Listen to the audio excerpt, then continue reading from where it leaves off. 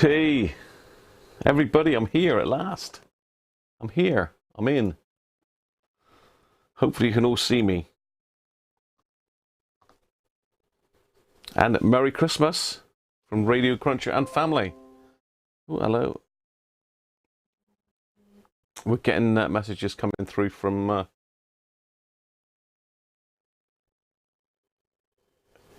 Chrome now, so let's just shut that up. So, how are we all doing? Is it early? Is it late? I don't know. 16:45. It was going to be 4 o'clock. Then I made it 4:30, and in the end 4:45, which is just as well because literally I've only just got a microphone set up. So there you go. Right. So we've got George Christophian, Derek Taffman, Benji. Something about eating chickens. Oh, he's going to lock up the chickens. Yeah, I'll have to go and lock the chickens up in a minute. Nick Petronics, how are you? Theo Bovril. Cody's, hi Paul. Recovering from your big journey, Paul. Rob Titheridge, hi Rob. Who else have we got in? Daniel Russell, hi Daniel. Dave Rhodes, hi Dave, how are you? Gary Cooper, afternoon Gary. Racing Demon, Mike, hello, how are you, mate?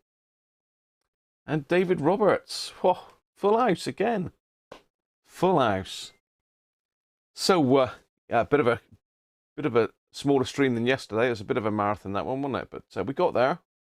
We actually got there and finished off that RP18, which is good news. Another one off my repair list. And t-shirts today. We've got to have a Christmas t-shirt, haven't we? So today I've got oh my God, Santa! You can't see all that, can you? Got to be my favourite Christmas film of all time. Elf with Will Ferrell. It's a classic, isn't it? Classic. So we've got quite a crammed in stream today. We've got we're going to have a look at the Beolit 600 in a minute, which is, I don't think there's anything to do to it, so it's literally just having a look at it, going over what it does and testing it out. It does a bit of shortwave as well, so we can try that while we're here. Then I'm going to be passing over to Trevor. Hiya, Merry Christmas. Who's over there? Let me just show you. Ho, ho. He's hoeing. He's hoeing. Hang on, my webcam's all tangled up. A horse ho, ho, ho. He's got man flu as well. Terrible with it. Man flu. It's running in the family. It's definitely running in the family. Let me just get this other camera out. And we can show you, Trev. I've not actually got it on yet, Trev. Oh. So let's show you Trev. There he is. Hiya. I forgot my Christmas jumper, so I've been given an hat. Been given a hat. Yeah, he did forget the jumper. I think it ring. No really bells grainy picture for some reason with Brio today. Oh well, who knows? There we go. So Trev's going to actually show us how to make some custom fit earpieces for headshells. Is it headshells you call it? I'm going to make you custom in-ear monitors my way. That's what we need to call it. Custom in-ear monitors, the Right. Headphones Hi-Fi Reviews way. Okay, so what Trev's going to basically do is he's got a pair of in-ear monitors, he calls them. So basically the headphones that stick in your ear. And he's going to be removing... You're going to remove the buds from them, or you're going to use the buds and mold into the buds? The buds will be used because that's the best way to get the sound quality. But what we're going to do is we're going to make sure they don't fall out your ears. Right. So it's going to make custom fit earpieces basically that go in your ear, and it'll fit onto your in-ear monitors or earphones. Earbuds, and in-ear monitors. Yeah, all that sort of stuff. The smaller stuff. Hi Ron, how are you? You know it won't work now. Yeah. I have got two here though, Paul, so hopefully one will work, and there's two slightly different from memory. So anyway, we've got to have a bit of Christmas music, haven't we? It wouldn't be the same without the Christmas radio, would it? Let's punk up Christmas. There we go. Isn't he lovely? Zorba the Snowman. Super glue. Cheers, Ron. Thank you. Hi, Keith. How are you, mate? Paul's saying hi, Trev. Hiya. That's Mr. Cody's. Oh, I better get on this stream thing. Are you going to have a bit of a monitor as well, are you? Just to pull my bandwidth down. He's going to pull my bandwidth down. Well, why not? It's Christmas after all. We've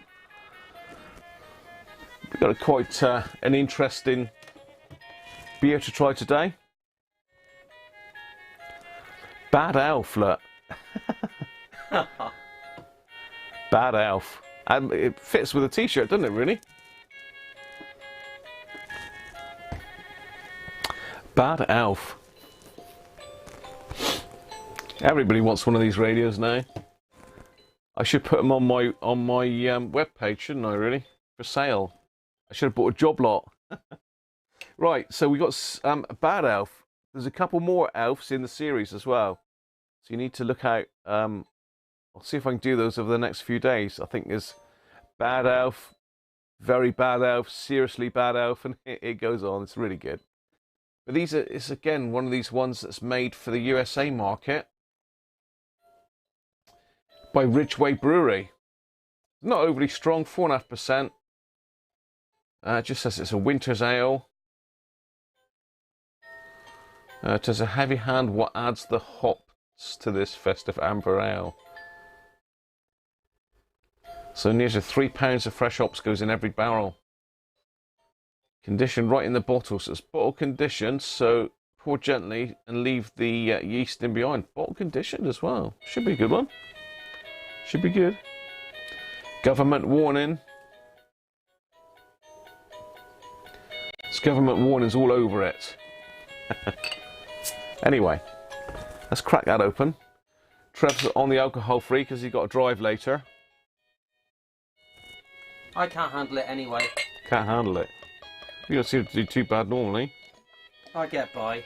Well, he does alternate. Alcohol free ones and alcoholic.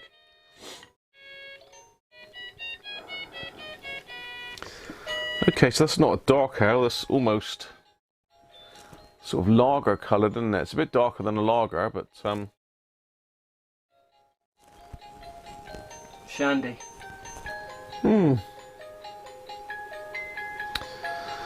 So Ridgeway Brewing, again from Oxfordshire, but made for the USA. Well, we'll give it a try. I still haven't done my chart yet. I was going to do a chart, wasn't I?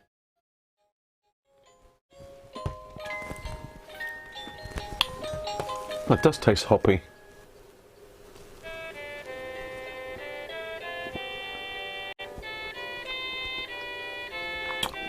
Yeah, it's not bad. Not bad, that. Not the best by any means, but very drinkable. And I will do a chart when I remember about it. Hi, Mr. E. Wouldn't say bad for Alf. Oh Oh, there's Trev. Look, just jumped in on the chat. Hi, Trev. Oh, hi, Trev live, and hi, Trev on chat. Hi there. Hi, everyone. Pat Jones. Americans don't know anything about beer. That's controversial, Pat. Controversial. They do brew some good stuff, actually. I think Anchor Brewery is one of my favourites over there. They do some steam, Anchor Steam, I think, which is pretty good stuff. I just poured the yeast in there. Like it said not to. But yeah, apparently it's something about mustn't drink it during pregnancy. And it says that the consumption of alcoholic beverages impairs your ability to drive a car or operate machinery and may cause health problems. So lots of issues drinking this, but you know, it is Christmas. And bad health.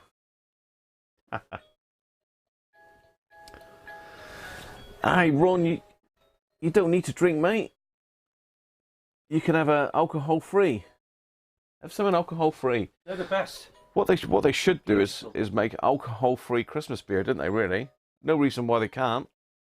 Is there? I've never seen one. No. They should do.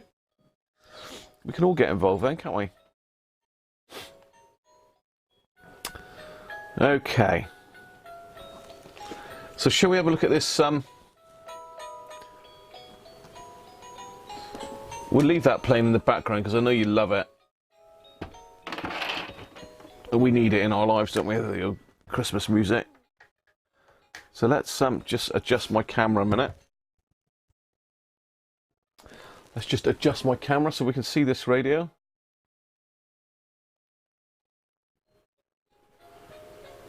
Let's do the aperture a bit. Dark on one side for some reason. That's probably my beer. No. Oh well, let's get the light down. That's probably that'll help. Ooh, that's blown it out now. There we are. Now we're coming in. Okay. So this has featured on my channel before, this radio. But I've dug it out again because it is one of my favourite radios.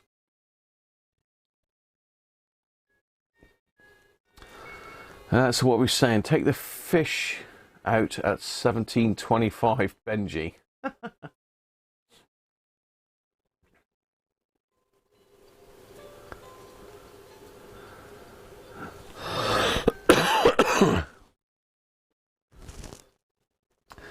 Benji's cooking by the sound of it. Anyway. Beolit 600. It's 3-band radio this. Or 4 bands actually. 4-band radio. We've got long wave, medium wave. We've got marine band. And FM. So marine band. Yeah, it's actually in megahertz. So it's running from 1.3, 1.4 megahertz up to 4 megahertz. So it covers the amateur band, but you're obviously not going to hear that because we haven't got a BFO in this radio. So we can't resolve SSB. So on the top of the radio, if we can see that, actually might be better to get it under the overhead camera. Let's try that.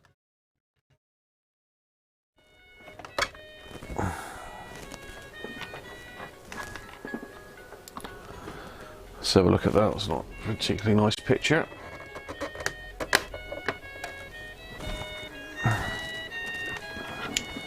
There's so many wires and Christmas tree lights and everything here that I can't see what I'm doing here. So let's get rid of me a minute. No, I don't want to go on the camera. I want the main camera. I want the overhead camera. There we are. So, nice looking radio as well, this. All plastic. It's quite nice plastic. The only fragile bit is the grill, but I'll show you that in a minute. So one thing is the tuning dial is weighted. So as you turn it, it sort of spins. Very, very well made.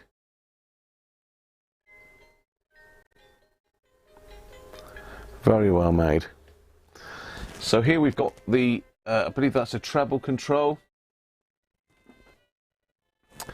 And we've got a switch here for, I think that's an external aerial switch. That's the FM aerial. We've got FM button. Next to that we've got MA, which is a marine band. And as we move,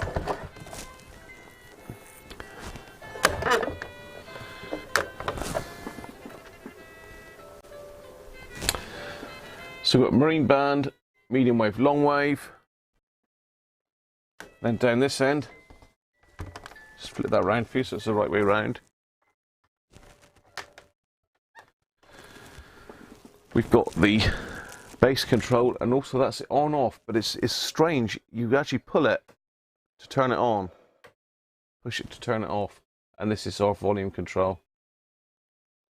So again, these are all metal knobs on the top. There's no plastic on the knobs. They're all metal.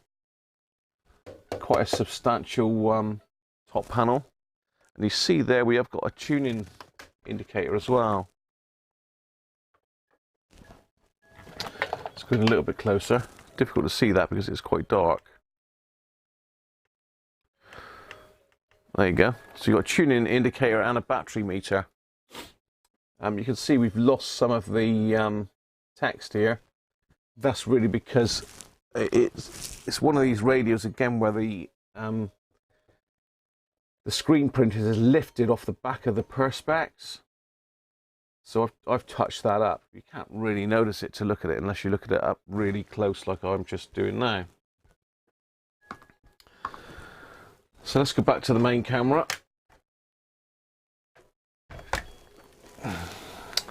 What other things have we got on it? We've got some sockets. So what's that one? That is external aerial socket in there.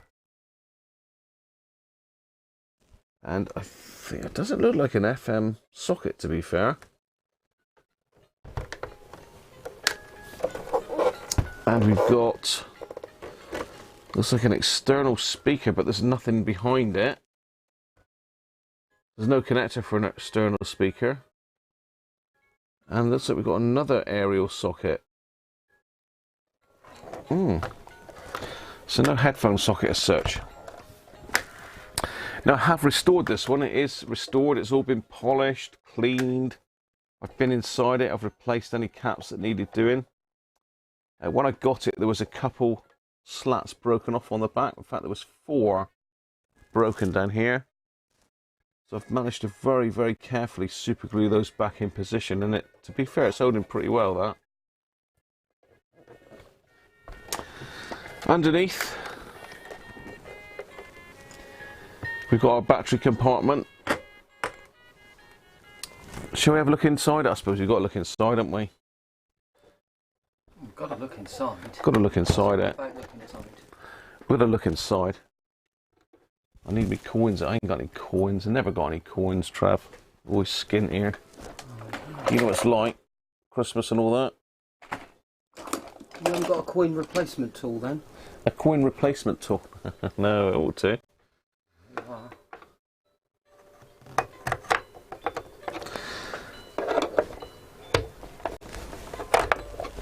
So they're quarter turn. Bottom panel comes off. So this is our battery compartment, and then we've got a board in underneath there. Metal speaker, quite a big speaker, although this particular speaker's got issues. It does rasp a little bit. The cone's rubbing on it. It needs to come out really and have some well, it needs to be connected up to my audio generator basically. Wet it and get some. I won't take this off because it'll spring out and it's a pain to get back. But the six what do you call it? HP2s, is it? The big D cells.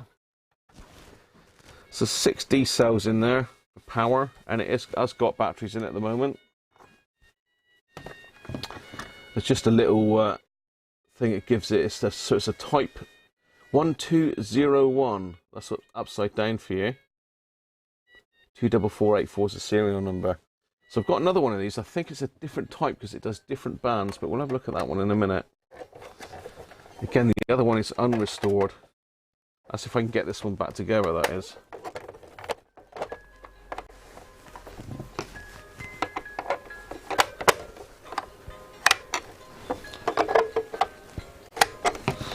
I need George's old penny, that's what I need.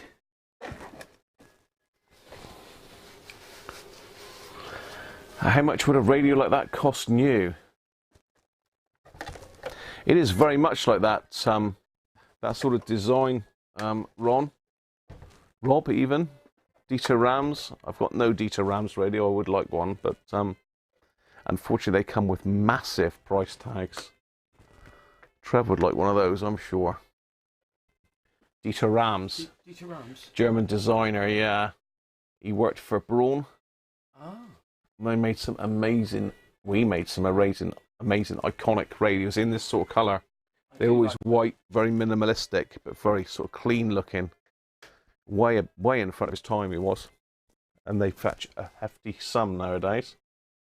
I think for me, because we were brought up with B&O stuff, we always think of it as quite fantastic, whatever it is. We're real fans, aren't we? Certainly are. Afternoon, Rob. How are you? Rob saying hello as well. Rob Bond, that is. So I suppose we need to hear it, don't we, really? So let's pop it on FM first. The aerial's sort of recessed into the case so it sits flush.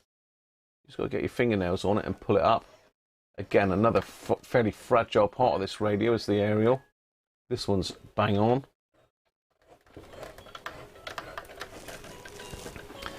Let's just silence the Christmas radio. So as I say, to turn it on, we've got to pull that up.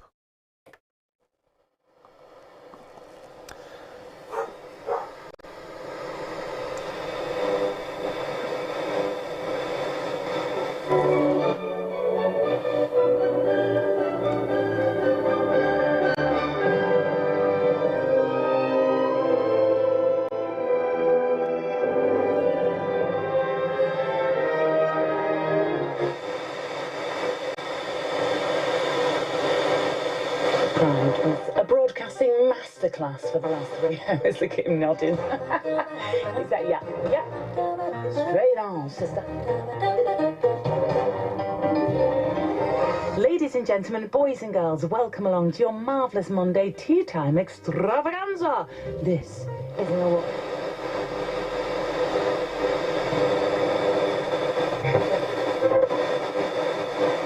The gist is that the Prime Minister tried not to look at the photo while Joe Pike tried Sounds good, doesn't it? to him on his phone.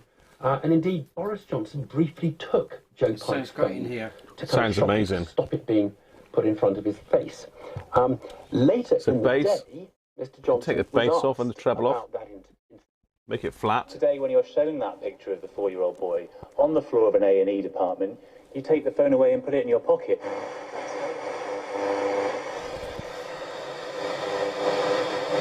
5 headlines. This is BBC Radio Devon.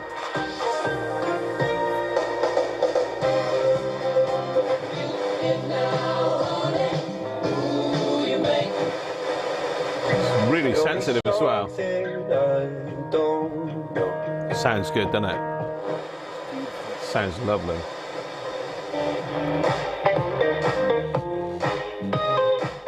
You can hear it rattling the speaker there.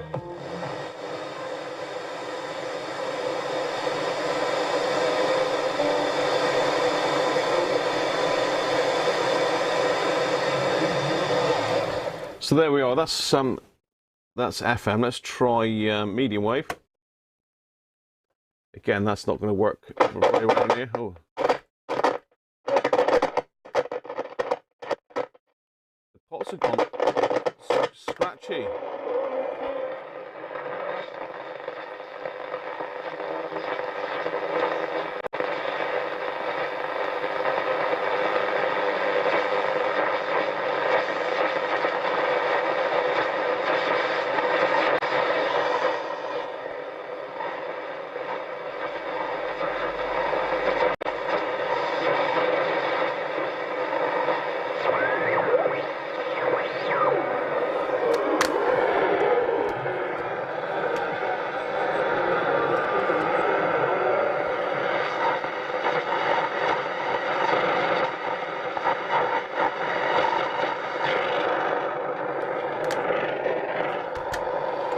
It ain't picking up a lot in here, to be fair.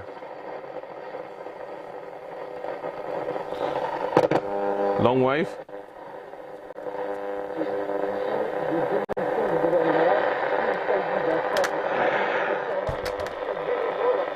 French.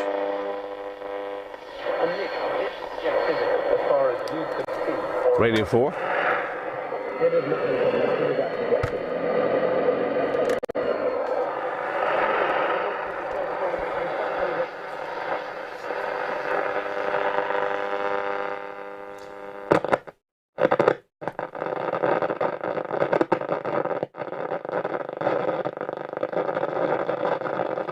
Let's try the marine band. Let's get my aerial.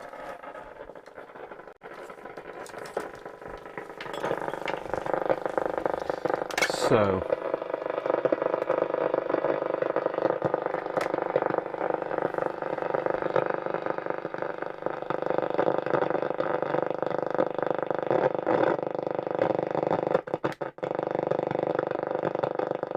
Sounds like I need to give the old switch bank a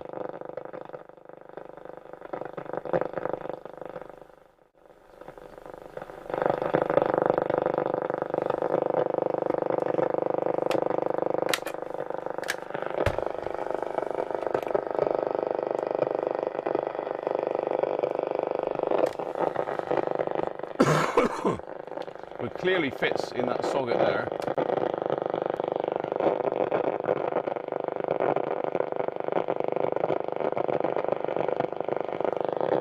There's a lot of interference in here tonight.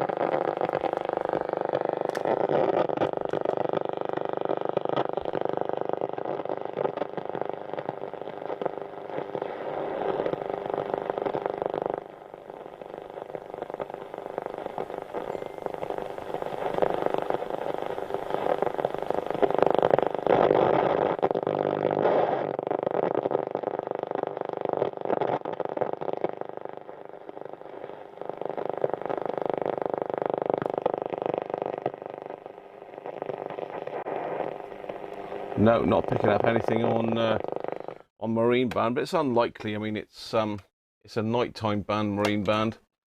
1.5 to 4 megs is not going to work very well this time of day. Needs to be nighttime. So there we are. That's the Beolit 600 anyway. Well worth picking up. It's a really weighty radio. Very well made. What year is it from? Beolit 600. I would say this is probably 1970s. Someone will have to give that a bit of a Google, or I can a minute. Has anyone seen the Texan Loop aerial for AM?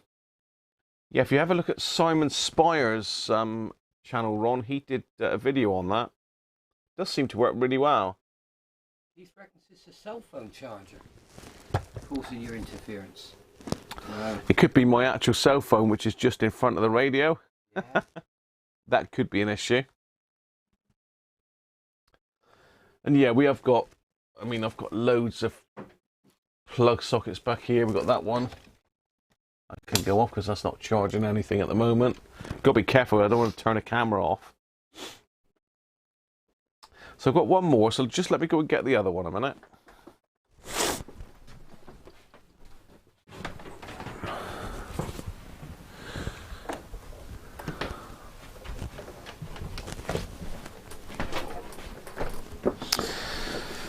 Right.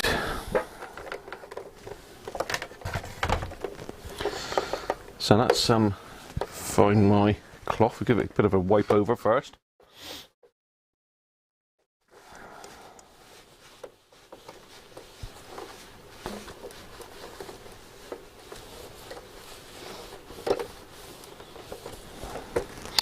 Yeah, Texan one does look very nice. Anyway, so there's another one. This is same radio, Beolit 600, Bang & Olufsen. The only difference is the wave bands on this one. So we've still got long wave, medium wave and FM, but now we've got 49 meters. So that runs from 5.95 up to 6.2. So we're more likely to be able to find something on that this time of day. I don't remember off the top of my head whether this one actually works or not. Oh, sounds a bit scratchy. That's the weighted tuning thingy is obviously grinding against something. The treble pot is jammed, so is the bass, and the on-off, so the switch banks on this one is absolutely shot. So yeah, this is not I've done nothing to this one at all. It's as it's come in. And you can see I said about the paint breaking away from the top. And if you can see that, we've got paint missing here. And also just underneath where it says Beolit 600. So originally I bought this one in as a spare set. It's got a different handle than the other one. It's got a solid extruded aluminium handle with a plastic cover on the center, whereas the other one's sort of all plastic. I take it as spring steel covered in plastic. So let's have a look inside this one then. So can anybody remember what type the other one was?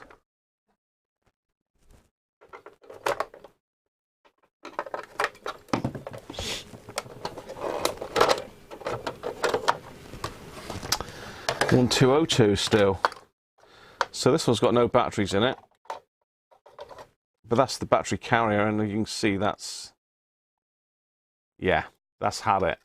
So you can see we've got one of the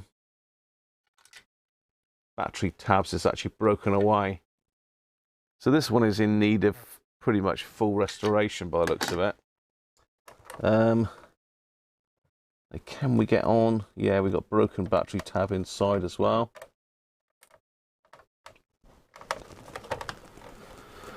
Let's have a look.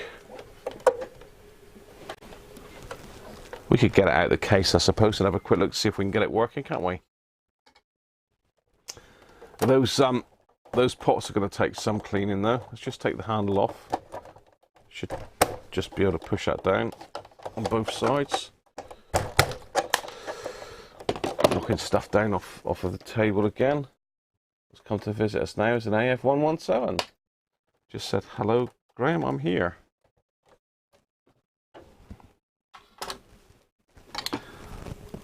So let's take the screw out the top. You can't really see what I'm up to. A little bit far away. A little bit too close, I meant. So I'm just taking the screw at the top there.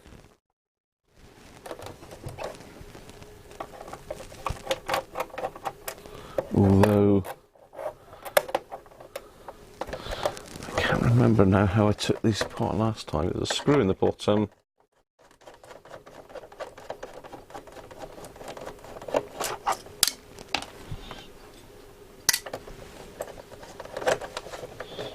Yeah, that one has got to come off.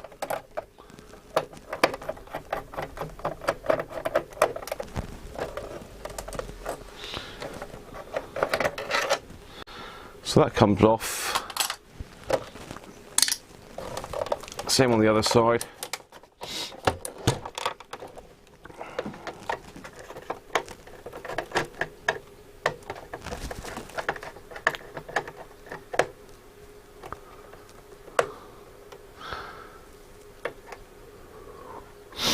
Can you get parts for your older radios? No, Ron, really is the answer to that. So you can get electronic bits. A lot of them are still available from suppliers. Although sooner or later all the old stuff's going to run out, isn't it? And we'll have nothing left to fix these old radios with. The parts that are specific to these old radios you can't buy anymore. Right. So now it just comes apart. So these are interchangeable back in the day. You could order new sides. I think they did a black one. I'm not sure if they did a red one. So I'll pass that to Trev. He can hold that for a minute for me. And the other half.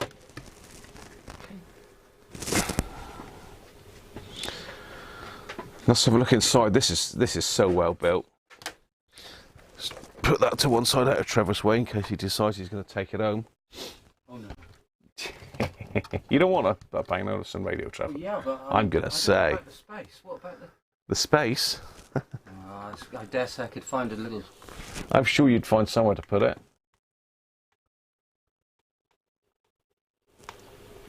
So let's get inside the guts of the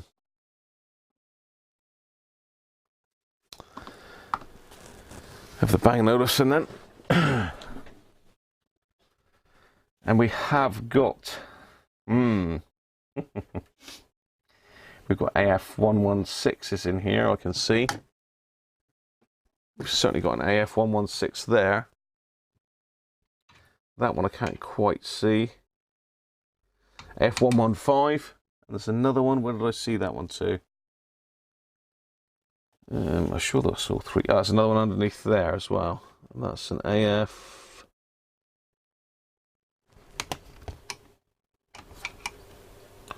116.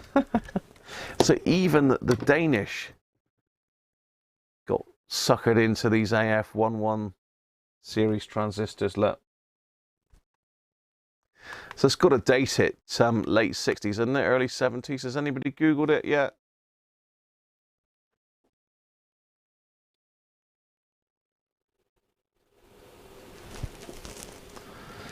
Oh, right, okay, so George is saying it would need to be weighted because it's such a small and imprecise knob. Now that weighted thing has come undone by the looks of it.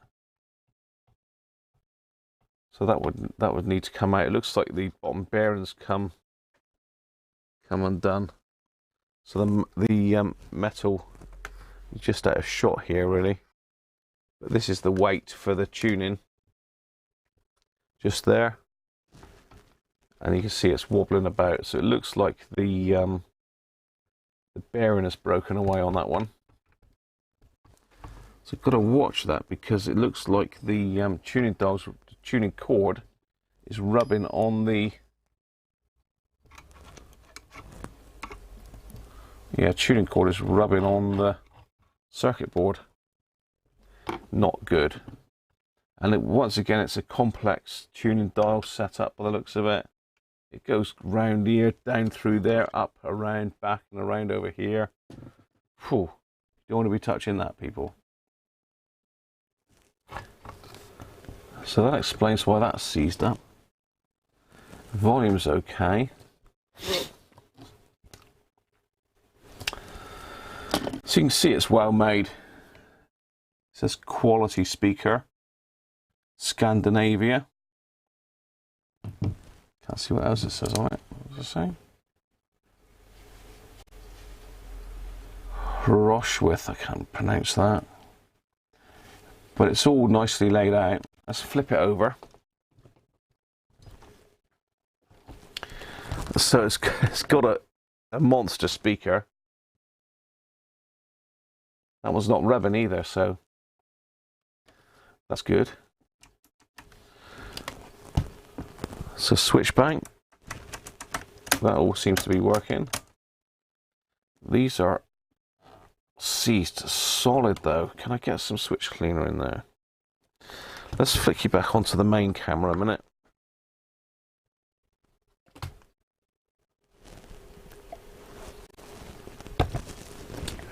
Let's find me some switch cleaner. It might even need a bit of WD-40. Don't like spraying that in stuff really, but for the really bad jobs, WD-40. Yeah, it's not really good for spraying into volume pots. We're just thinking of the on-off switch really, because that should pull up and down, but it's seized, absolutely seized solid. I've never seen that before.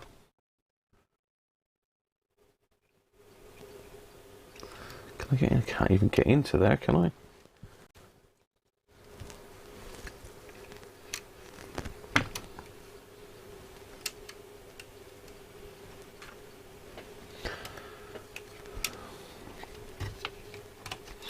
Just, oh, was that you? That's your phone. Oh well.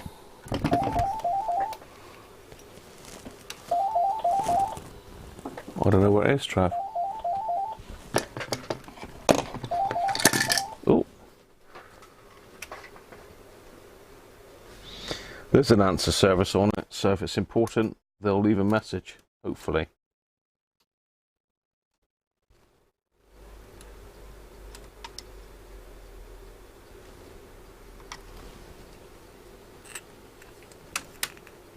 Oh, I had it then.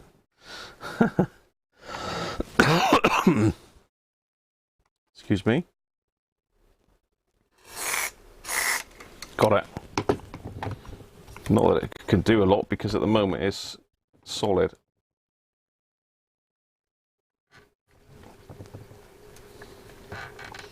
God. This is the thing, isn't it? You don't.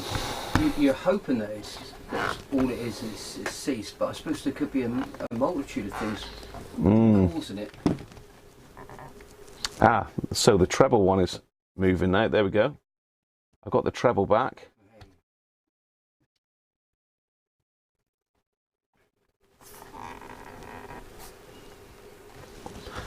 The bass is still not budging though.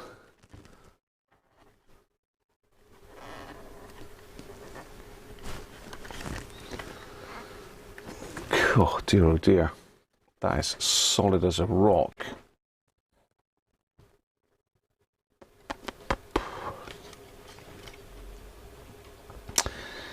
Right, now I did take one of these off before.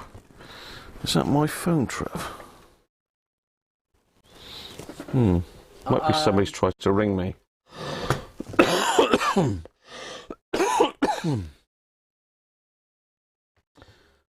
Yeah, the ladies have gone into town. I don't think it's Mrs. Radiocruncher. No? No, I've got some inside information. Is she in yet? Yeah. All right. Is it good? Well, we don't know. Right, okay. Joe's outside.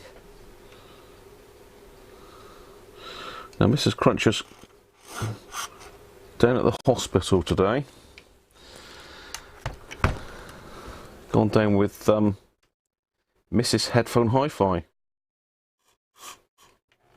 also known as Joe. Mrs. Headphone Hi-Fi.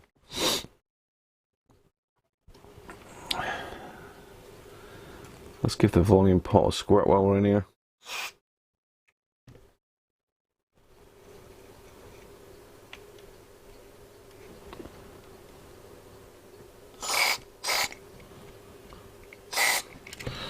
Right, let's fill that right up now. Let's leave that to work its magic for a minute. Hopefully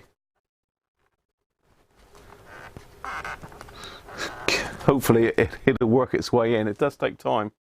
It does take time sometimes for that to kick in. So let's have a look. You had that bacon, so they got our AF transistors. Yeah, true, Theo.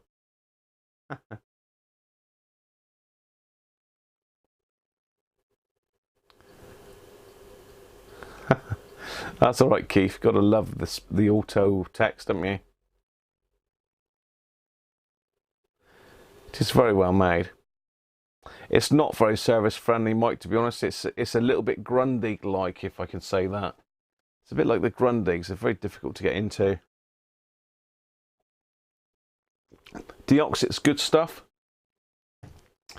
Good stuff, Ron. Very expensive, but I can't find mine. It's dropped down somewhere.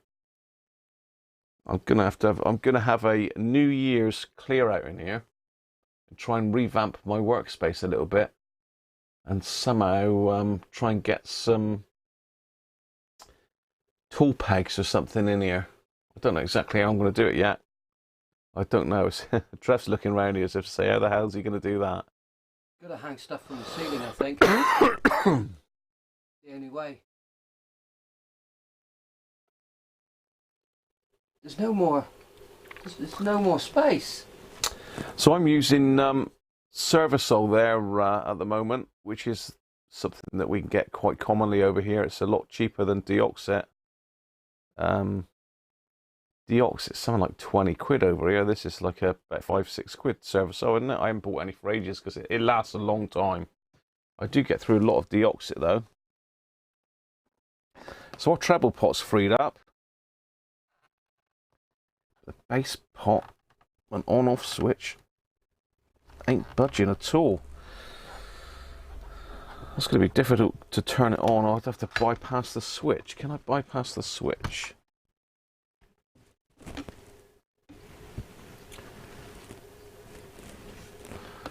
I might be able to bypass the switch.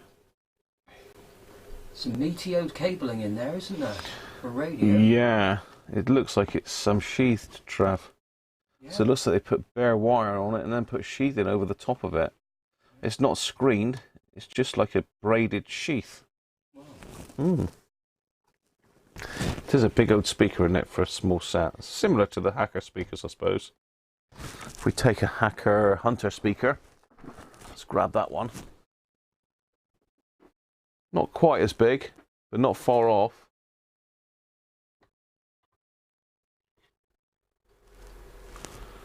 Yeah, so it's a little bit, it's about maybe an inch smaller, maybe 2 inches. No, about 1.5 inches difference. I think if from memory that speaker's actually totally dead. The coil's gone on that one. Needs fixing, tear it apart.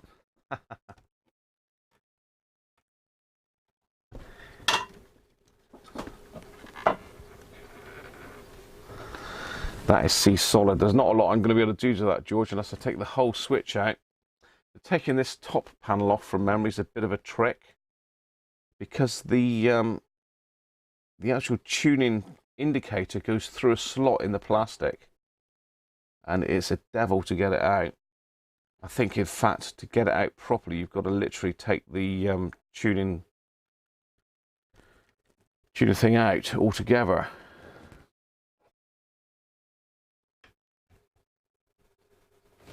You've got to take the dial cord off, which is scary stuff. Gary Cooper says hammer time. Hammer time. Here comes the hammer. I'm thinking that, but that's only because I'm a bit of an animal. Hammer time.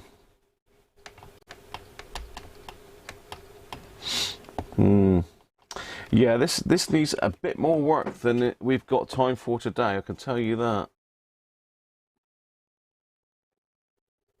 Yeah, it's going to need a bit more work than we've got time for today. It's a shame that it didn't free up after spraying it, really. I don't remember this being seized originally when I got it, but I've obviously bought it for spares or repair. As they say, spares or repairs. It did say, Mike, didn't it, who made the speaker? It's quality speaker, Scandinavian. It looks like HROSWI. Can't read that, you know. Horsewither? Hroswitha. HROSWITHA. It says C's. And it's got a long perished little bit of foam above it that's supposed to do something, but that's gone to dust.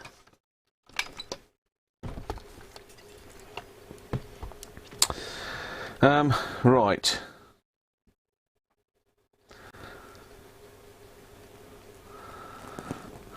I'm sort of secretly hoping that as I'm faffing about, this will suddenly decide it wants to play ball, but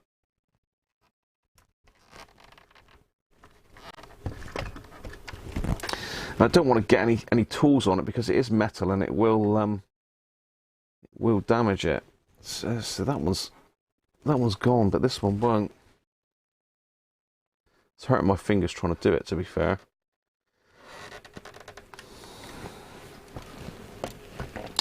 Okay, let me see if I can get some power on it then, see if we can get it working.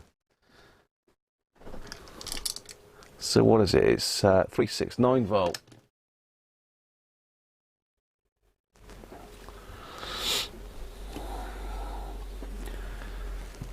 So let's get a lead. I'm not sure which is the in and which is the out, so let's try that one first. So if we get it on the outlet, then we should be able to get it to work regardless. No, that's obviously the wrong way around. That's clicking into current limit then.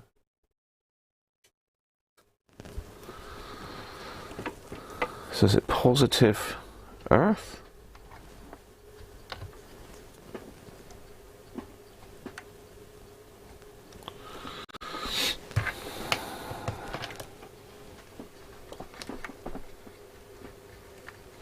Let's say it's been a bit of a rush today to get going, so I haven't had a chance to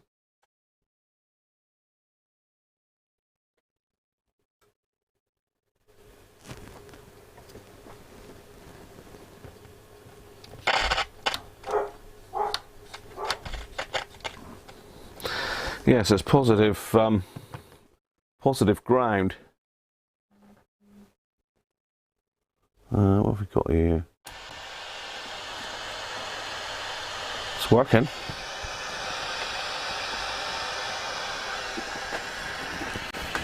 There's me aerial. Let's shove the aerial in it.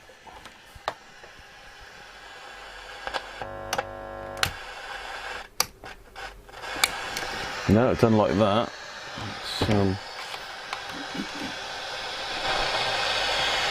What band are we on here?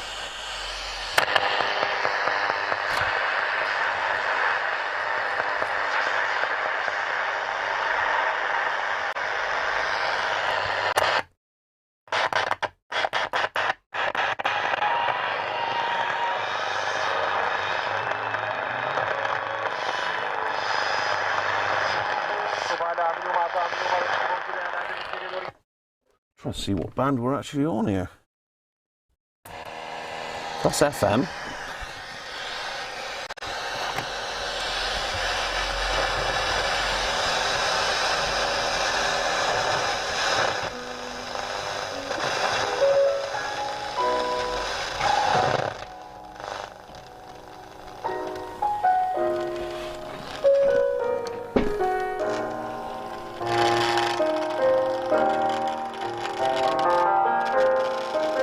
Sounds like AF117's dying.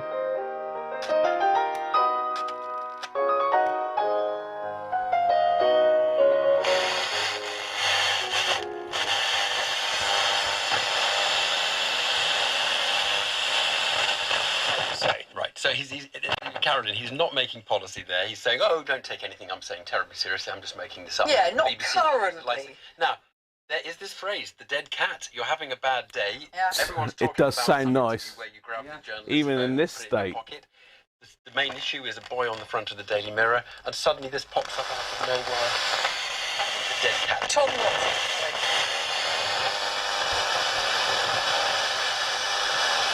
On South Western Railway, there is a reduced service and replacement basic camping With a laboratory.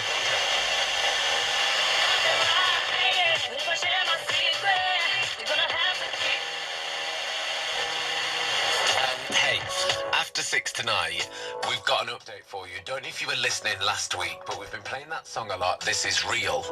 And a guy called Matthew texted us and he said, that song that goes, This Is Real, really Wow.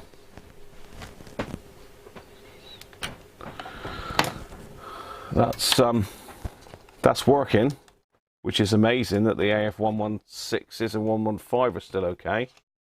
But the main issues with it are we've got a seized bass control and on-off switch. Seized solid. The battery thing is corroded to hell and junk. So I'm going to need to probably make up some new brass connectors with it for that. Let's see if I can find some thin brass sheet. They don't look too difficult to make, to be honest. That's got to be pot riveted back to there. That's easy enough to do. That one's okay, but as I say, looks like this terminal here could be broken. I'm not sure. I'll have to have a look in the other one to compare it, but yeah, there we are. Someone's off. Who's off? Have I missed someone?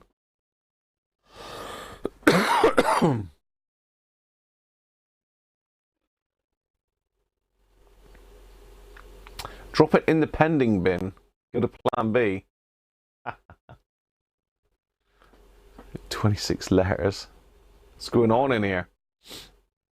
Ron's off, are you? Cheers, Ron. Sorry, I missed that.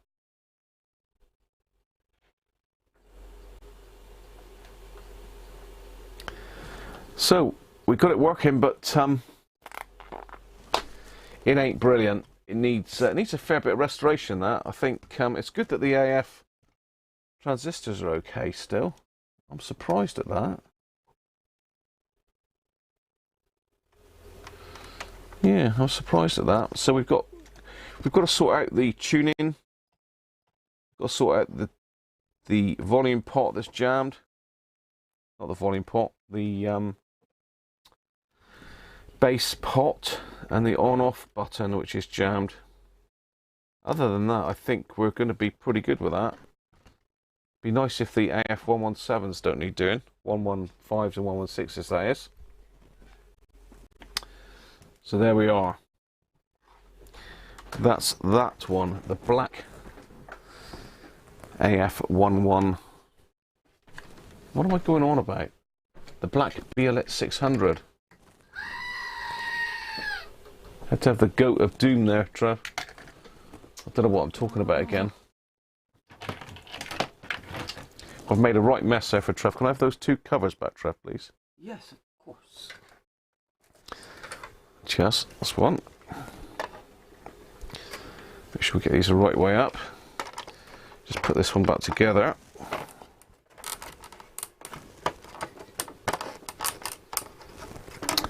Let's get my blue roll, because I've made a mess on the bench. I've got switch cleaner everywhere.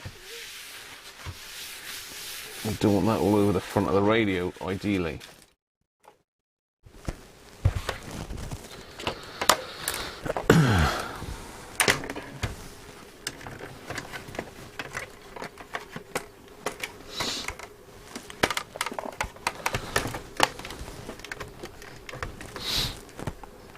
Thank you.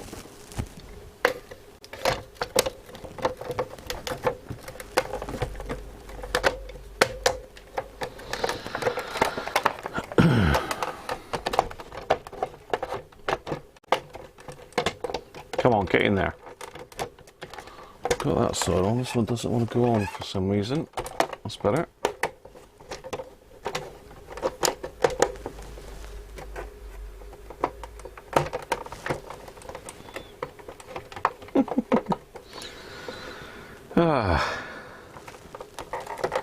It's like juggling a box of frogs, isn't it?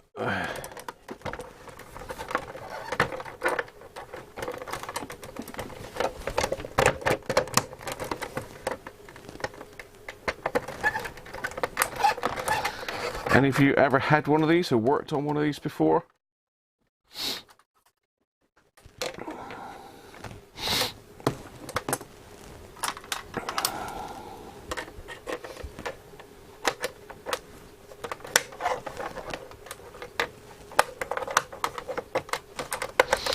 I suspect if I leave that overnight, the switch cleaner will work its magic, and that will come back to life. I'll update you on that tomorrow if it does.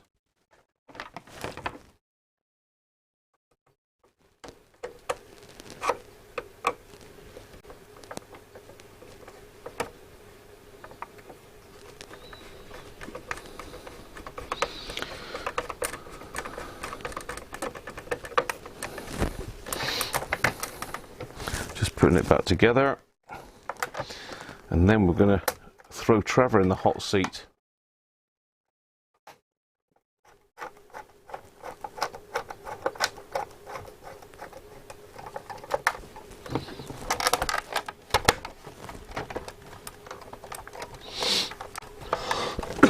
I hope you do get it back working, because it's beautiful.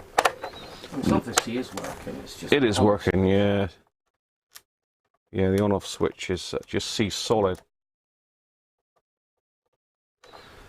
And that, hopefully that tuning weight won't be too much of a problem, as long as I don't have to take all the dial cord off to do it, because that's going to be a pig of a job.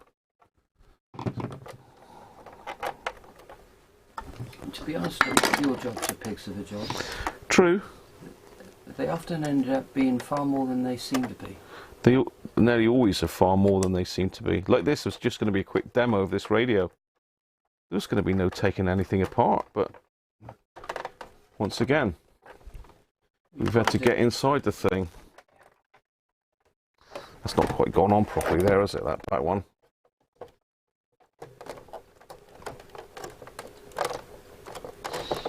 Oh well.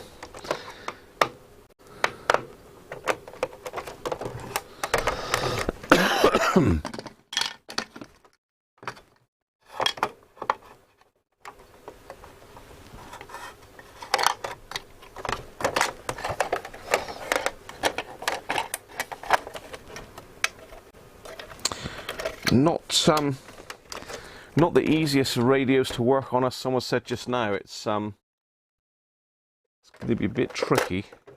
The other one, as I say, I've totally done that one. It's the wrong way up. I've gone to town with the other one and done as much as I can, so.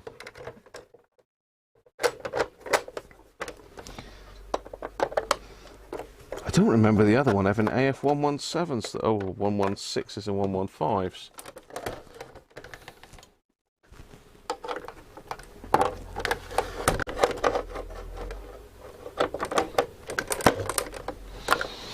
So there we are, black Beolit 600 working, but not particularly well. Down but not out. Yeah. Yeah. Let's get these out of the way a minute. I'll just take these out on the landing. Trev's got his stuff ready to go there by the looks of it.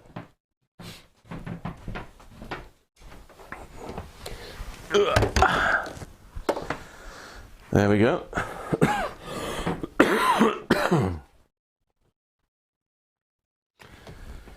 Right, back in the room. What else have we got to do then?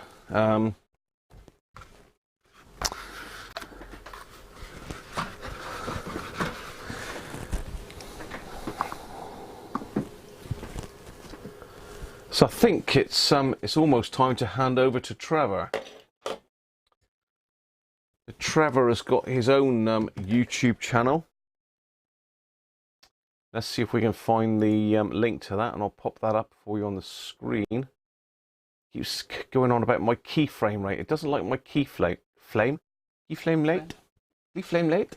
I've gone Chinese. Keyframe rate. So let's see if we can find Trev's YouTube channel. We should be able to find it here. Is it all one word, Trev? Oh gosh. Headphone. Headphones. Headphones, is it? I think it's headphones hi-fi reviews. Headphones. Yeah. Hi-fi reviews. There he is.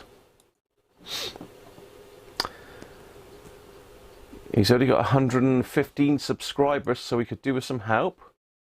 I didn't put the little bell on yours, Trev. I'm a bit lax with all that. I should do more to get a few more subscribers, but so let's I've got a Facebook group as well with a lot more members than that. I think 200 members on my Facebook group. Okay, let's check, see what, make sure that's me on my screen now. It's not. Okay. So this is Trev's channel. 115 subscribers. It's like quite a few videos, Trev. Yeah. I've just got your page up on the screen at the moment. So Trev's obviously mainly concerned with headphones and also hi-fi equipment, but mainly digital to analog. Trev, is that right? Analog to digital. I've got 1 or 2 analog things, haven't I, knocking around A few these days, he's got a thanks to few yourself. DACs. He's into DACs and all sorts of other stuff. I've got a Roberts radio there. I've got a both sound dock, both supplied and restored by myself. So yeah, don't forget, people, if you've got this bell, you need to click on that so you can get personalised notifications. But you want to be clicking on all. Don't forget to hit the subscribe button. And again, for my channel as well, don't forget to put the click the bell, and it will tell you when I'm going to be on, etc. So there you are. Let's go back to me then. So that's Trev's channel. I was going to post a link, wasn't I? Heaphonehifireveiws reviews. Let's see. Let's pop that link on for you. And if you're into your headphones,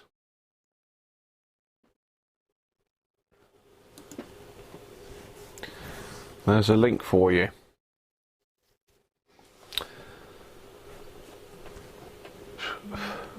So, we all ready for Trevor?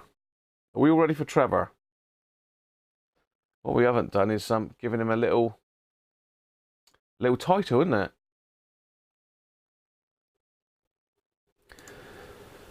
Let's give you a title, Trev, didn't we?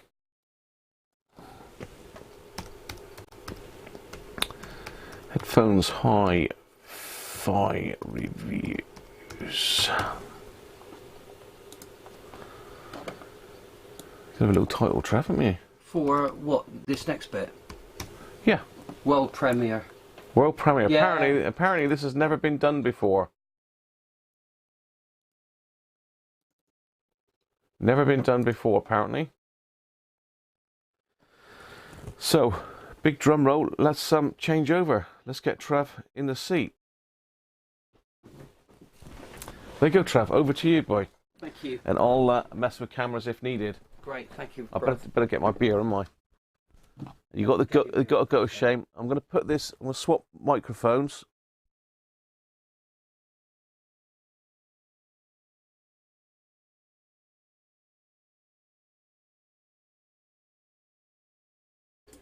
There. So we just swapped microphones. So there's a microphone we can both use there.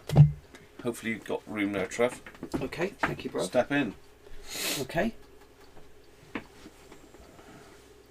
Hi all. Hey, shorter than me. How you doing? You doing all right? Okay. Today I thought I'd do something completely different. It's something I've been meaning to do for ages, and you know what it's like. You just have to do other stuff, and you have deadlines and etc. etc.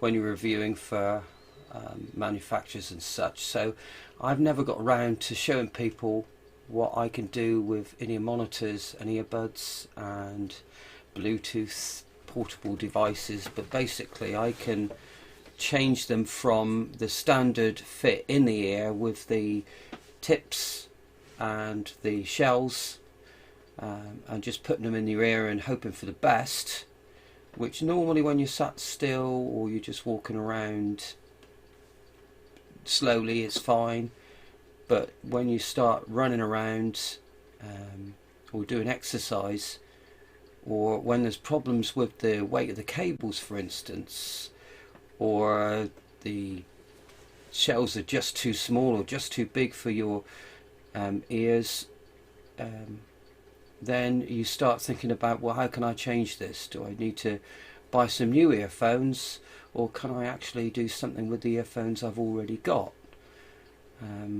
As somebody that started into portable headphones quite a while ago, research shows that eventually you start looking at possibilities of improving it and improving it and improving it, and eventually you get with your research to showing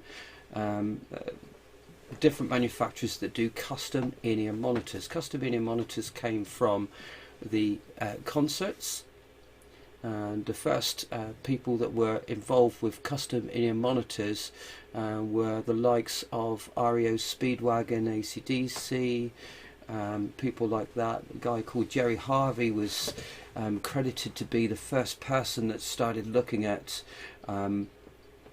getting them away to, on stage, hear what was going on around them, drowning out some of the noise of the crowd, and also the isolation is helping the artist to preserve their hearing. Because once your hearing's gone, you're not really going to be as useful as a live act as you used to be. And in fact, the AC/DC lead singer was sacked by AC/DC last year purely and simply because he went deaf. And so his performance on stage could never be as good as what it used to be. Pete Townsend is another gentleman that listened to speakers mainly way too loud, because he pretty much did an awful lot of the production for The Who. He built his own studio, so he decided that he would show off his speakers, but he did it once too often and he went deaf. So the stage is where custom in-ear monitors came from, and to this day everybody you see on TV has a custom in-ear monitor. However, the custom in-ear monitors need several things to work. One is dollars, lots of money, lots of moolah. The average in-ear monitor that you see people like Sting wearing, I've got a set of those, but they retail at £1,800. And interestingly enough, because they're made in America, of course they're $1,800. But the exchange rate doesn't quite work the same way when you come to having it over here. We just pay the pound rate for what the dollar rate is if you're living in America. But that's an aside. The average cost of a custom in-ear monitor, with a few nice exceptions, mainly coming from China, is upwards of £500 and as much as £3,000. And those custom in-ear monitors that you're talking about are the same ones that would be worn on stage. And I have a set of custom in-ear monitors that are probably about the £600 mark, and they are phenomenal sounding. However, not everybody's got 600 quid to spend on a pair of custom in-ear monitors. And at the time that I started looking, I realised that this was way out of my price bracket. What do I do about it? So I then found with further research that some people did things called custom shells or custom earplugs. And the custom shells and the custom earplugs were to do with a company called Snugs in this country do them, and several Chinese and American and a couple of Eastern European countries do them, but they are retailing at 100 quid. The process for custom earplugs and custom ear shells and custom in-ear monitors is exactly the same. Basically what you do is you apply for a pair of custom in-ear monitors, etc. You then get a coupon which you take to an audiologist, sort of like Boots or Specsavers or a hearing aid specialist, and that person is then on that card told exactly what they need to take an impression of, and they have to chuck a load of gloop down your ear. Oof. And the gloop that they chuck down your ear, you hope they've mixed properly. Obviously they are professional audiologists, and that gloop goes off over the course of perhaps 10 to 15 minutes, and there's a bit of string attached on the end of the gloop, and the string is then pulled once the audiologist is confident that the impression is solid enough to do so, and out comes an in-ear impression. Excuse me, Trev. Oh yeah, don't worry bruv, you're not very well, man. So that process for me was hit and miss, and for many people is hit and miss, and I'll tell you why. When you go to an audiologist, the audiologist will look down your ear with something called an orthoscope. The orthoscope will check the condition of your inner ear down to your eardrum, specifically looking for wax build-up and any sign of a potential problem in your in-ear. My in-ears are a problem. My left ear has something called surface ear, and my ear canal has narrowed by 50%. Well, the first visit I did to the audiologist didn't find that out. That was Boots. He said I had wax and he couldn't see down it far enough, so I needed to get rid of the wax. Come back and see me in 2 weeks. So I came back and saw him in 2 weeks, and he said it's better, but I'd like it a bit better again. Come back and see me in 2 weeks. So now we are 4 weeks into it, and I go and see the man again, and he said that's much better. It's still not perfect, but let's have a look. And then he said, I can't touch your ears. There's something wrong with your ear canal that looks like there's a little forest coming out of it. What happens with surface ears, you get a build-up of enamel that builds up from the eardrum to protect it. It's a chemical process that takes place within the brain. The brain's stupid sometimes, and that's proof of it. So to protect your ear from wind and cold getting into your eardrum, it makes you deaf by building up this plaque and narrowing your ear canal to the point where you can't hear anything. I'm 50% narrow on my left ear. So the audiologist said, I'm not touching your ears. I'm not putting my registration on the line to do that. So for me, it was back to the drawing board. And I thought, well, surely it can't be that difficult to do it. So I started having a look around, more research and more research, and I realised that people that go out shooting and swimming and stuff like that, they had kits available to them. And I thought, well, let's buy one of those kits and see whether I can do it myself, because it doesn't seem that difficult to do. So I bought a sort of kit that's very similar to what an audiologist would use, and I gunged some stuff into my ear and let it go off. I mixed it properly. I was really ultra careful. It went off and it came out. I was still alive. No residue in my ears. No problems at all with ear disease or anything like that. And then I got to thinking, well, if I can do that with my ear, just make earplugs, can I do that somehow and make myself a custom in-ear monitor? And then again, research goes, and you can get kits and you can make your own custom in-ear monitor using your own drivers and wiring and crossovers and shells that are made for you based on your ear impression. But again, those are very time consuming, very costly to do. And I thought again, well, hang on, if I find a pair of in-ear monitors that I like, is there any way that I can somehow mould a shape around the shell of the in-ear monitor and perhaps make an earplug that will fit onto the nozzle of the in-ear monitor? And that way I can do one for one that I actually like that is probably going to be a fraction of the price and may well take a fraction of the time. So I got to work on it. That was 3 years ago. So I'm going to just pop out now and show you the result of 3 years work. Do you want the main camera on now, Trev? Yeah, we'll have the main camera on, please. Main camera on. Thank you very much. So let's just get ready for Trev. Hopefully that looks okay.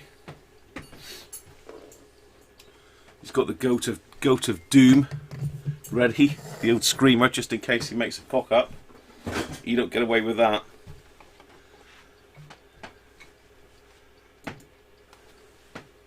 No, that's the wrong camera. Come on, Trev. The closer I get to perfection, the more cock-ups I make. Yeah, we've But got the they're only small ones. We've got the goat of doom ready.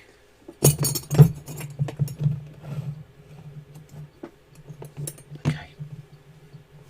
So we were talking about ear impressions, and the audiologist from Boots would not do an impression of my ears.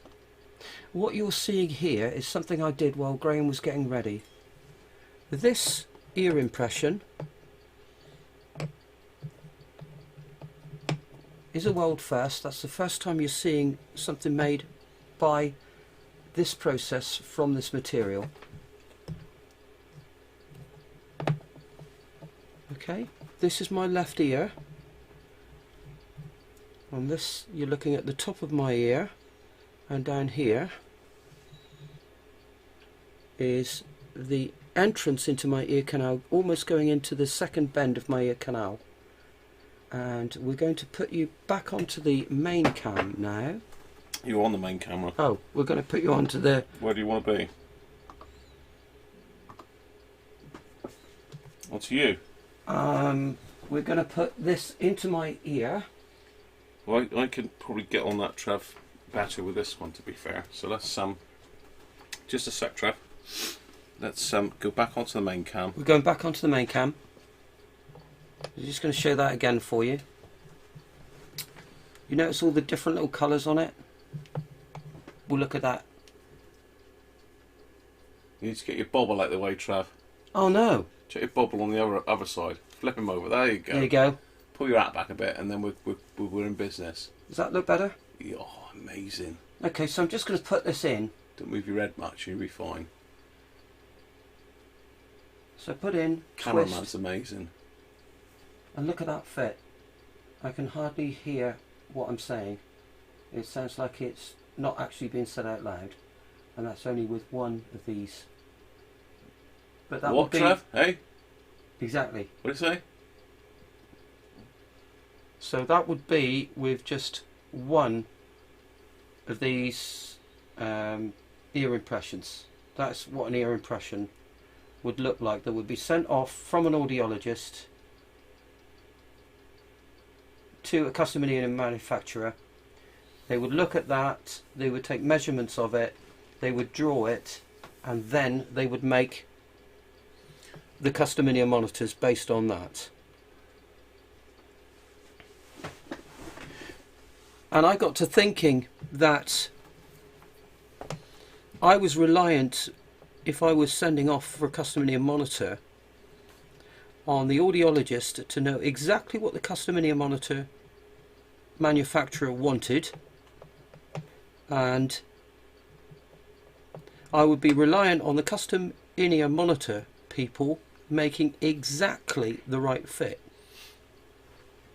because ears are very, very sensitive, and if you get a fraction of a millimetre out, or with too sharp an edge, it's going to hurt like hell, and you won't be able to use it, and you will have to send it back. And as most of our custom in-ears take at least 4 weeks turnaround, as you can tell already, you're talking about a very long, very expensive, very frustrating process. If you can bypass a lot of that and do it yourself the way you want it, the fit that you want, then you could be onto a winner. And I can show you guys how I do it. We've got a couple of things there. Trev Linton's saying he used to work in very noisy environments and have ear defenders made by the process you describe. And Mike Racing Team is saying you need an operation, Trev.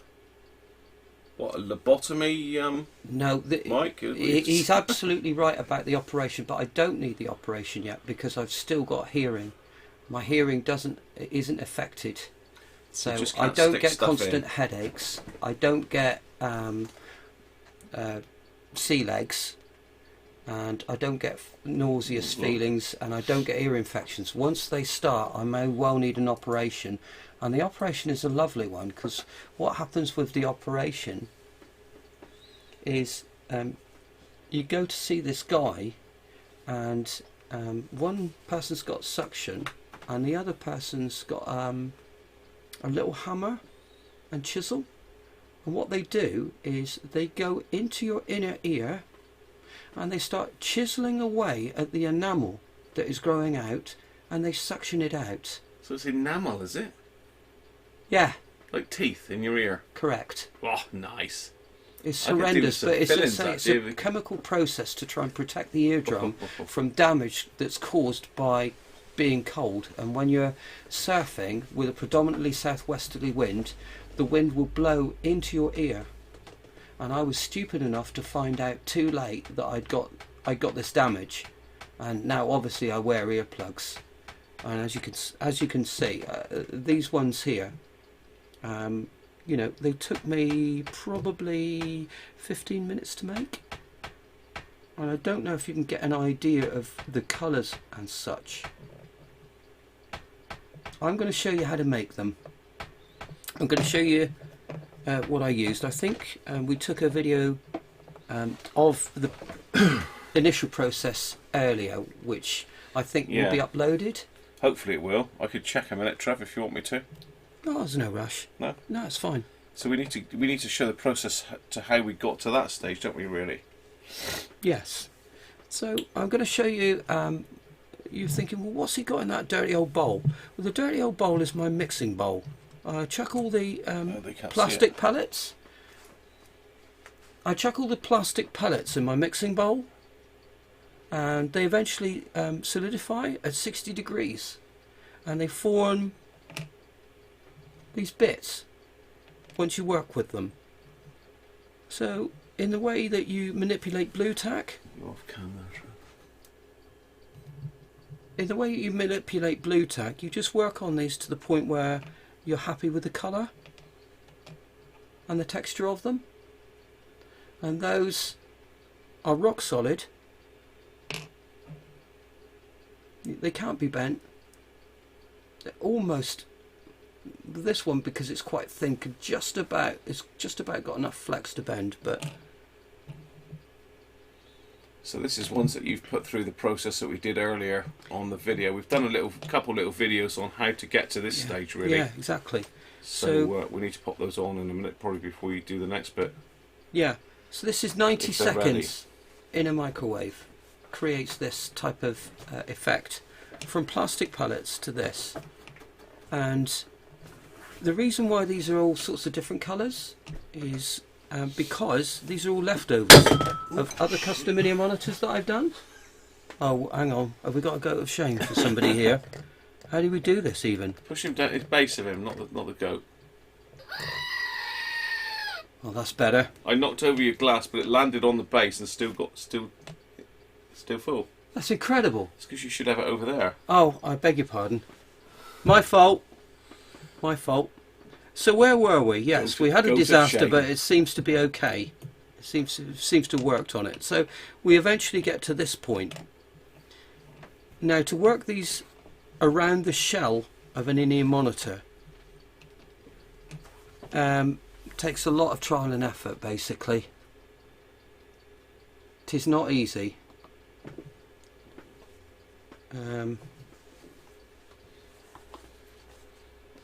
To work these around the shell of an in-ear monitor ain't the easiest thing on the planet, I'm afraid.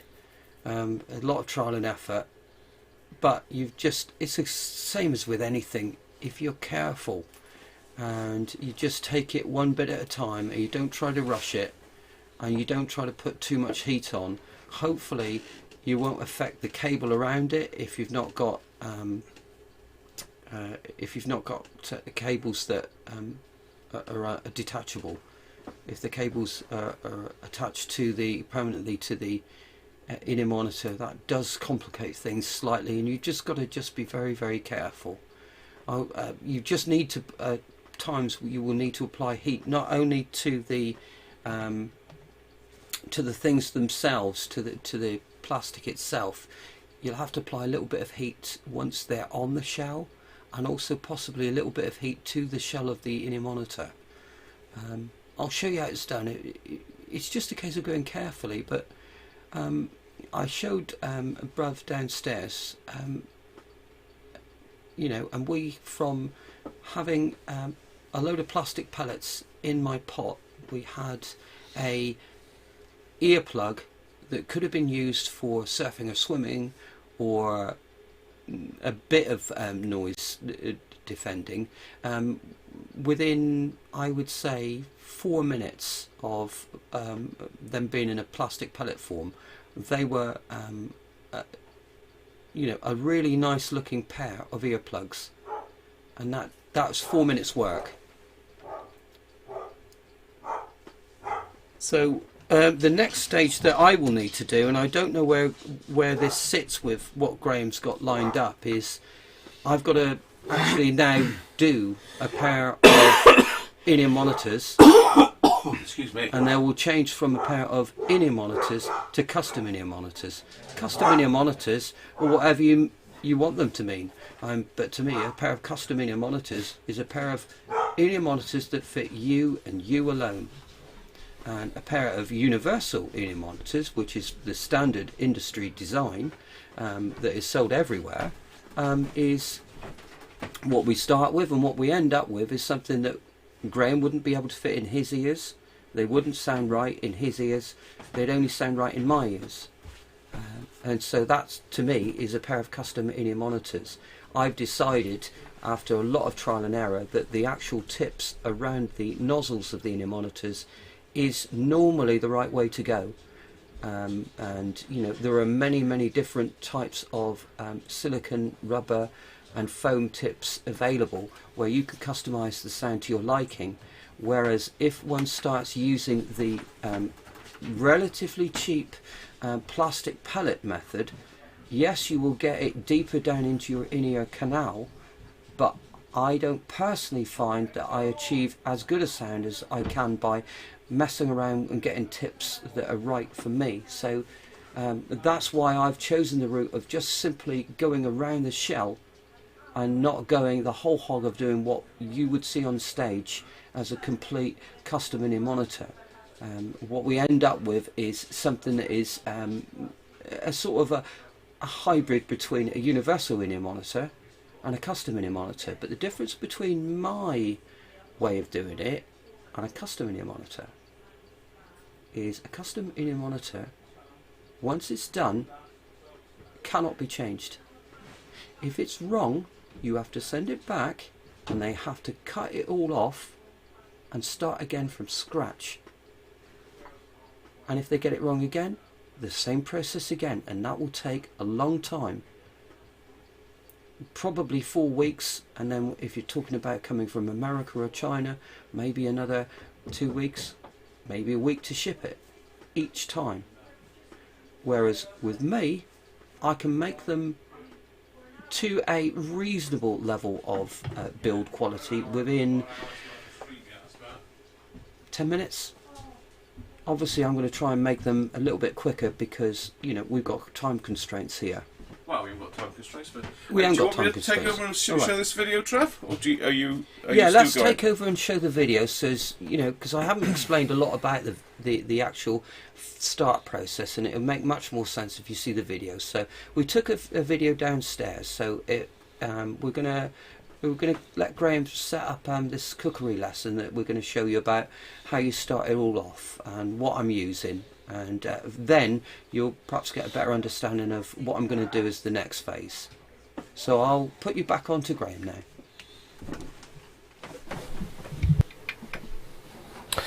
Right, okay. Back in the room. Back in the room. A little bit taller, see? A little bit taller. He's a baby. He's a baby. You can just see Buddy.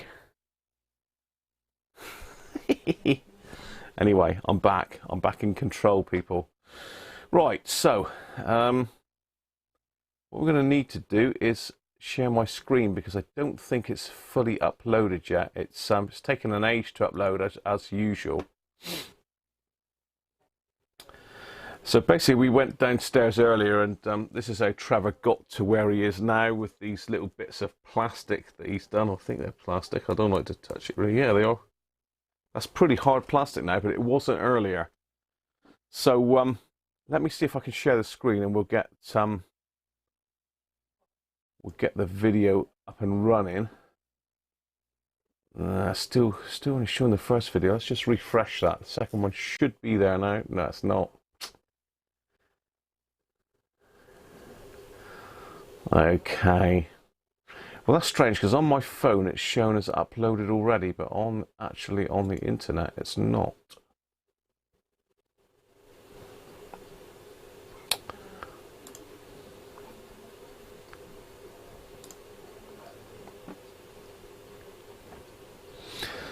So I've got a minute and a half of video here at the moment, and we had to sort of pause it halfway through to just change.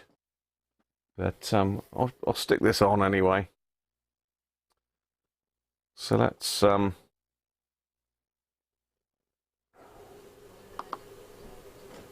there we go.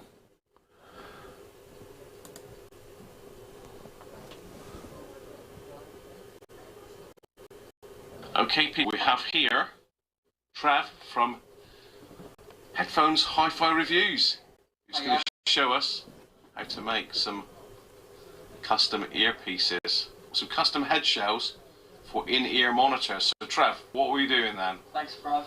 What are we up to? Right, well, this is the first stage of how I make my custom in-ear head shells. Yeah. So I've got this off of Amazon. The story behind finding that in the end is a long old story. Which Can you just hold that still in it, Trev? We'll just get a quick close-up on that. Yeah, bro, okay. That costs about a tenner. A tenner? It's nothing. Not bad. You see the amount of pellets in it? A lot These of are pellets. soluble plastic pellets. They need 60 degrees and they will melt and they will bond together. So I'm going to just chuck a couple of these in this pot where I've already got a few bits and bobs. Yeah.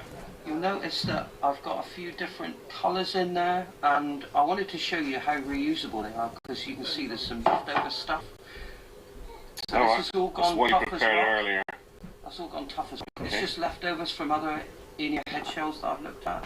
There's a bit of red in there, a bit of blue, plenty of white, as you can see. That's the predominant colour because that's the one that costs the least. A bit of yellow. Yeah. We're going to look for sort of an orangey colour if we can get it. Okay. So all we've got to do is put water, tap water, don't need to be anything special, in a pot that can contain the pellets. Yeah. And you don't even have to be precise about the amounts, just chuck a load of stuff in there, then you put it in a microwave. Oh. In the Radiocruncher microwave. Okay, people, we have here Trev. Well, did you spot the obvious mistake there, people? We went to put it in the microwave. Yeah, we went to put it in the microwave, and lo and behold, we didn't have the glass platter in there, so we couldn't. We had to stop the video and record a further section. So that's about as far as it's got. For some reason, it's the whole lot keeps trying to do that, Trev. I don't know why. Yeah, so at the moment it's not fully uploaded. The second one was so good, wasn't it? Yeah, the second video was 8 minutes long, but it's taken absolutely forever. Right. I did try and put it into Google One. Is it Google OneDrive? No, Microsoft OneDrive. But you know, it hasn't done it there either. We can always add it on, can't we, later or whatever? Or what do you want to do? Yeah, we can pop it in later. I'm just having a look because it is actually uploaded onto my. Yeah, it's uploaded to this, but So with the magic of technology, yeah, no, I can't. I bet you can do it. I just know you can do it. Well, the only chance I've got would be to stick it under the overhead camera and play it on my phone. I could do that, I suppose. I mean, it's a 4K thing, isn't it? Your overhead camera. Yeah, that's so good. It'd be pretty good. It's a shame I can't share my gallery, really.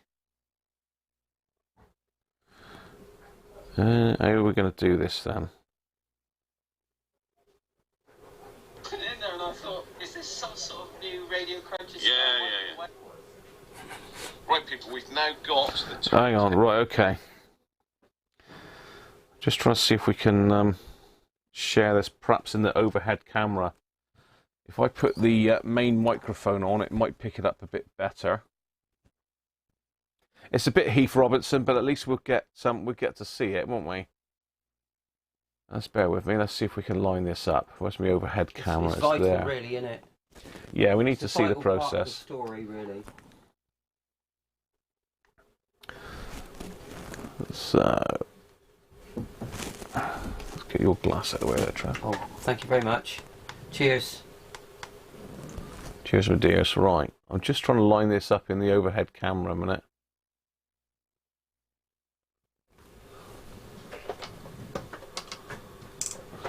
Probably turn that light off. No, it's just blowing it out then.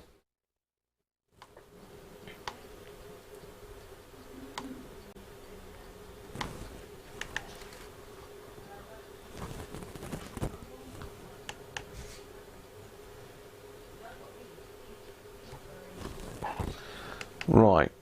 Am I causing a problem where I am? No, I'm just trying to get it lit, people. So Mike's saying he's thinking of getting a pair of Ibasso. Yeah. Something Ibasso. Yeah. Yeah, is it the DX02s? I've heard lots of good things. Oh, DT01. ITO1. ITO1s, yeah, I've heard lots of good things about them, but again, I can't comment really, other than hearsay, and the hearsay says they're very good. Mm. I've got an Ibasso digital audio player. Right, I think this is going to be as good as we're going to get, people. What I'll do is I'll move the other microphone in so we can pick up the audio a bit better.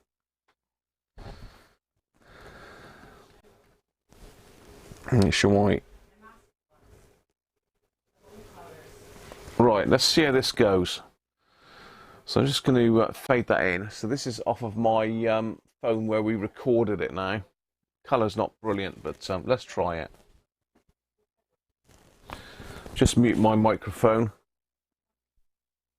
Put that one in. Let's put it into Cartoid. Here goes, let me know. Right, people, we've now got the turntable in the microwave. Did we need that, Trev? Yeah, we did. You needed the turntable. It wasn't in there, and I thought, is this some sort of new Radiocruncher Yeah. microwave that's I just stitched you up, beyond Trev. me? And I was like, I'm not putting it in there. It's too dodgy. So anyway, Just stitched you up. we're going to do some cooking now for once. Right, so in it goes. In it goes, and we're going to pop it in there for a minute. So let's Fire up see if a I minute. can work that out. So that's that, and then I suppose you twist that That's for it, a minute, then and hit the then start. twist that one. Okay. Okay. Out they come, and let's have a look and see what they're like.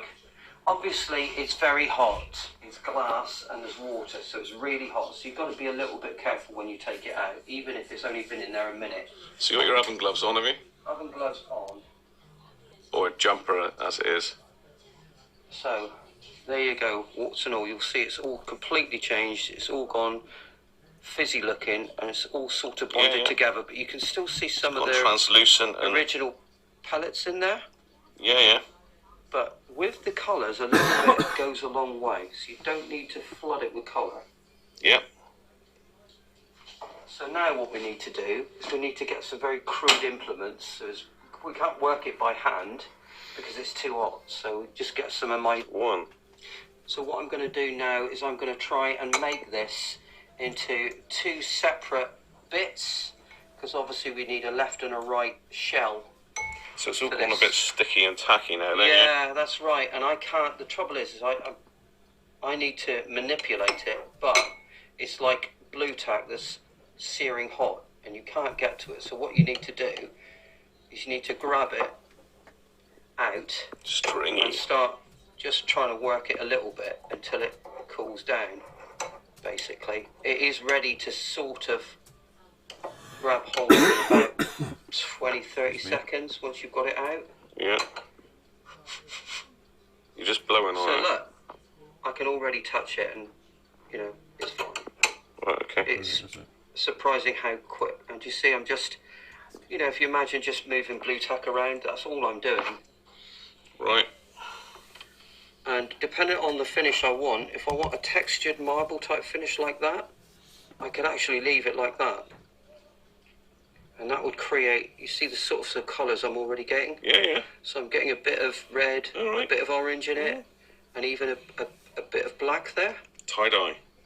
Exactly. Sort of almost like, well, I call it sort of a marbled texture it would become eventually. So, you know, That is not going to leave any residue on your surface there. As you can see, it's not going to burn Mrs. nothing. Cruncher will be happy.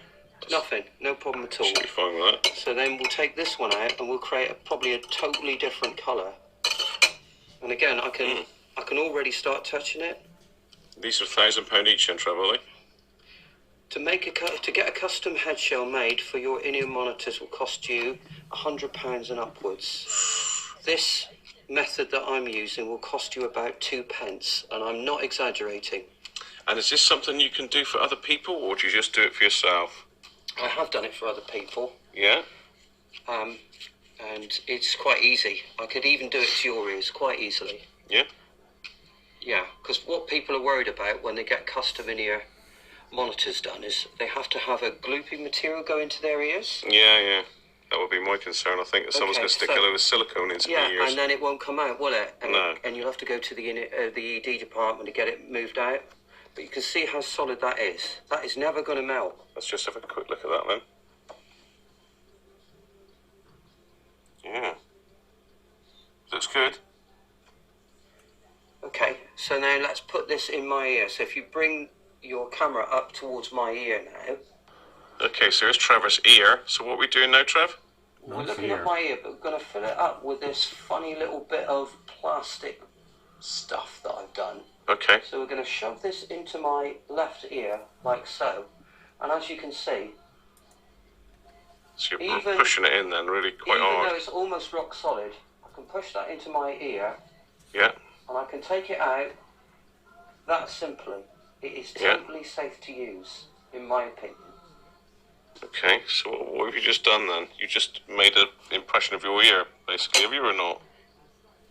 You can pause it now. Okay, people, so we've just gone back in the microwave just to make it a bit more malleable because Trevor was having problems squashing that into his ear then. It was a little bit too firm because we've been messing about with the camera and taking a bit long. So we're just going to re-microwave it and we'll pop it back out and try it again. Fine. Okay, so we're out of the microwave again and now it's a lot more malleable apparently. Difficult to see on camera, but... So I'm going to put this up into my ear again. Right. It's warm, but it's not boiling hot. Yeah, you don't want to put red hot stuff in your ear. Because you'll burn the skin, which is very delicate around. Yeah, you don't want to be doing that. So you're just sort of pressing it into the outer part of your ear then, really? You're not pushing it right into your ear as such? I'm pushing it into my ear now. So you'll notice when I take it out, there'll be a divot. Alright, so you're not like shoving it right in there, you're just literally getting into just the entrance of the ear. It depends what you want. If you want to make earplugs for surf, I've got earplugs that I make for surfing, for instance. Yeah. So this will actually come out now once I've done this as a completed earplug for surfing or for swimming, for instance. So to stop the water going into your ear canal. Right, okay. And stop you getting infections in your ears. And what about the like guys you see on stage, like Robbie Williams and all that? They all got these things in their ears. Is this the sort of thing that they would have done as well? Yeah, they would have their. Everybody that has those on stage has to have ear impressions made. Right. They don't use this type of material. They use a silicone material, which is liquid, and then it solidifies. So that is dependent on the quality of the mixture that's done. Right on. Because it's silicone, it's totally different from soluble plastic pellets which bond together like this. Right. Once these start going off, there's no way they will remelt, or there's no way they will be liquid enough to ever be a problem when you put them in your ears. So I'm going to take this out now. I already can't hear you, but this is what an earplug would look like for swimming. I'm just working some of the sort of imperfections out, which we'll do more on the live stream later. But that is what the inside and the entrance to my ear canal actually looks like. And so that's the bit that you pushed in there. This is the bit that I pushed in, and do you see all the delicate marbling effect that I've used with just bits of leftover plastic pellets? Bro.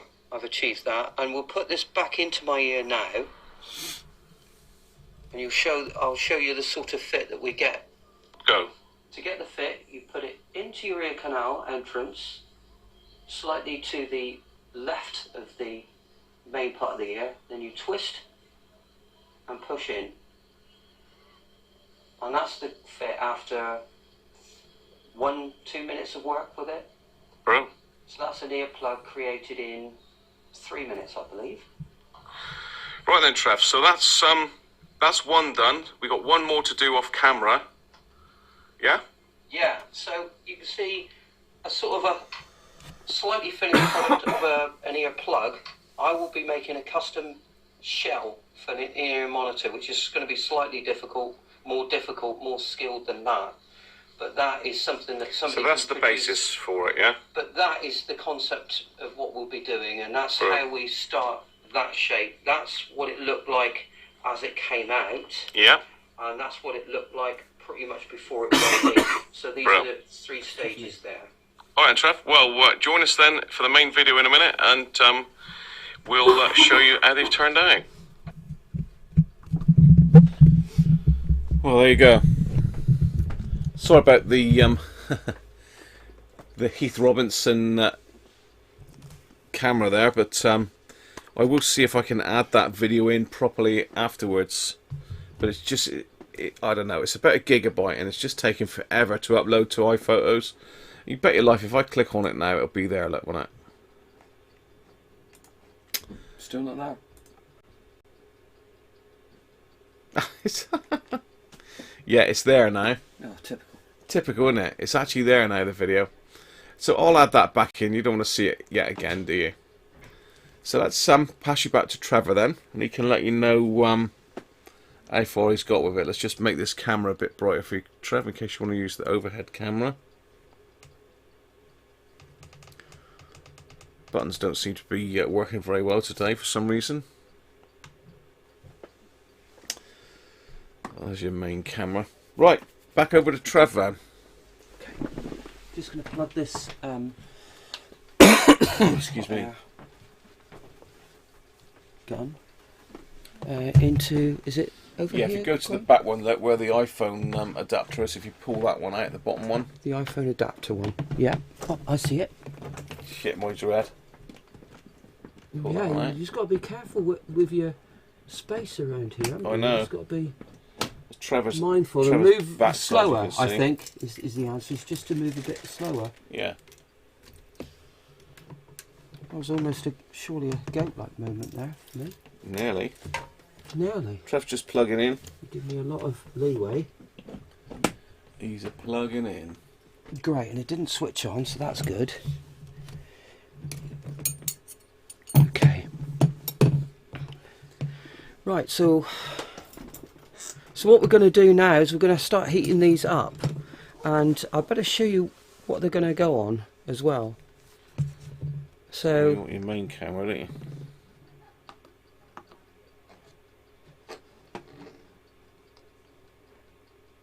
So this is the Venture Electronics BIE in a tin that it comes with. Yeah, you need to move into the middle a little bit more, Trev. You've got the mic stuck in front of you at the moment. Let's just get that up a bit. There we go. There you are. Thank you, bruv. That's better. Yeah, so this is the Venture Electronics balanced in-ear monitors. That's what they look like to start with. And we're going to be putting a custom shell around both the left and the right ones, using this plastic that is in a sort of a shell form at the moment. But we've got the added problem that we cannot take the cables out and just work on the shell itself. And we've got 2 air ports, air outlet nozzles at the back for the bass response. So we can't cover those either. If we get anything in those, they just won't work properly, and it'll be back to square one. Although these can be, provided it's heated up to 60 degrees, these can be used over and over again, so they could theoretically be repaired. But don't burn my bench. but hopefully we won't have to go to that. So we're now going to start heating up. I think we'll use this one for the right. It's got quite a bit of red in it. Now we'll use these for the lefts. So have we got switched on now? No, you've got to flick that bottom switch on the socket there. Okay. There you go. Oh, that's better. We're in business. We're in business now. So let's try and avoid getting any heat anywhere. And start gently heating this one up. Normally I tend to blast these with heat because I haven't got the patience to wait. But hopefully you can see it starting to get to a sort of a more mouldable shape. And while we're doing that, we just put a tiny bit of heat on the shell so it's not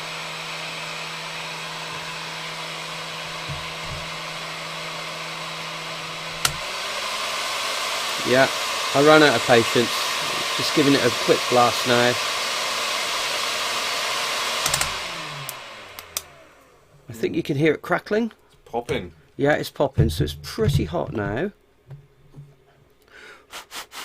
So I can't really touch it very easily for a moment. But I can start to very gently form it around. Are we in shot at the moment? Well, that's your shot like there. Yeah, you're good. I've got you. Right. You're in. You see, because it's a drier mixture, it's tending to stick to the fork a bit more, but that will hopefully come off. So these are obviously way too hot to put into my ears at the moment. But what I'm doing, as you can see, is just trying to form a fairly crude shell. And I know the fit of my ears, and I know to a certain extent where I need to put the material to at least start it off. And I got a feeling that this might start it, so I'm now gonna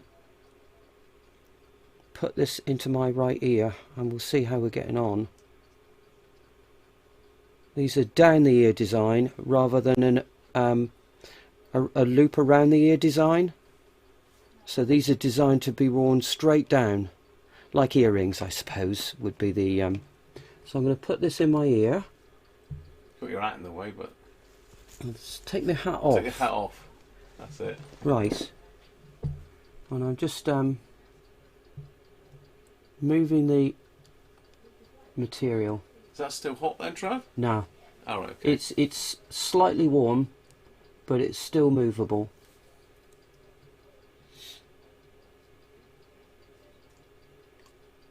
And I've locked it. Do you see? I've locked it under the flaps of the left-hand side of my right ear there. Yeah, you can't really see it though because your fingers are obviously in the way, but yeah, okay, yeah. And that is going nowhere, I can assure you. Looks like someone stuffed an Easter egg in your ear, Trev.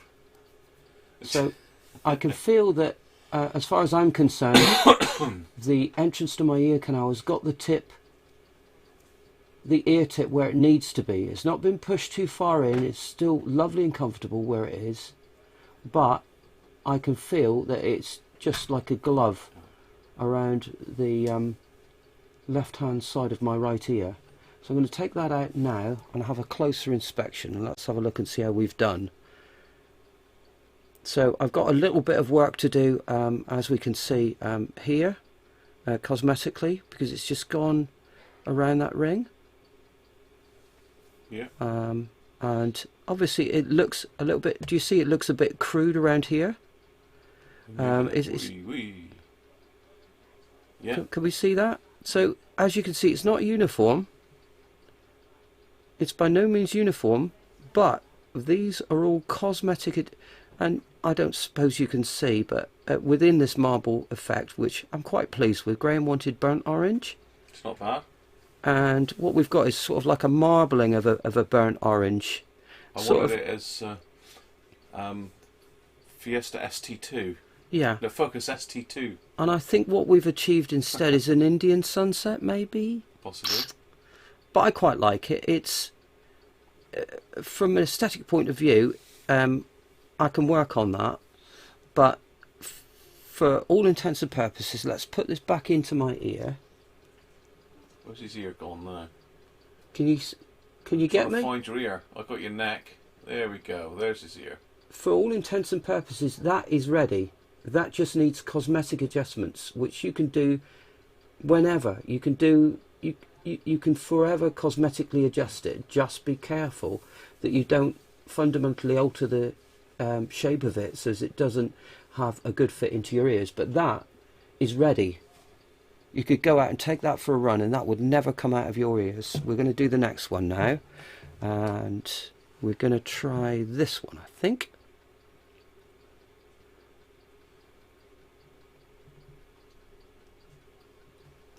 Have you got a pair of long nose pliers?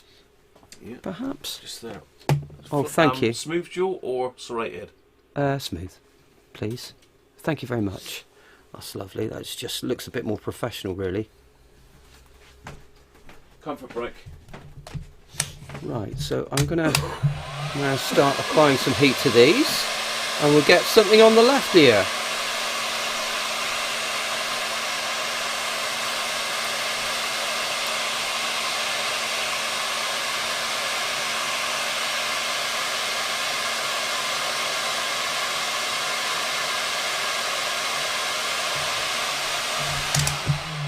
I hope to hell none of this stays on Graham's long nose pliers here.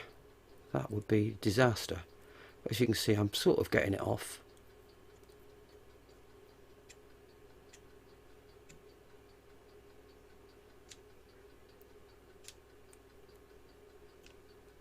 There we go. I think we got it all off. Right, and this is now mouldable. So I'm going to put these quickly on and around.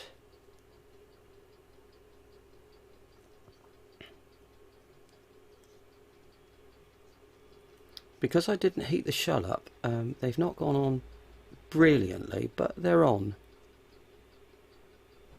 Let's just put some heat, because they're not on actually. Let's put some heat on the shell. Very careful. See if that's enough to glue them on the shell.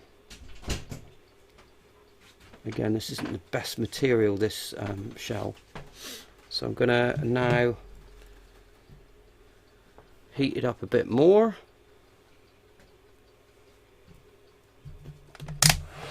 And hopefully by just getting more heat on it, it will stick to that shell better.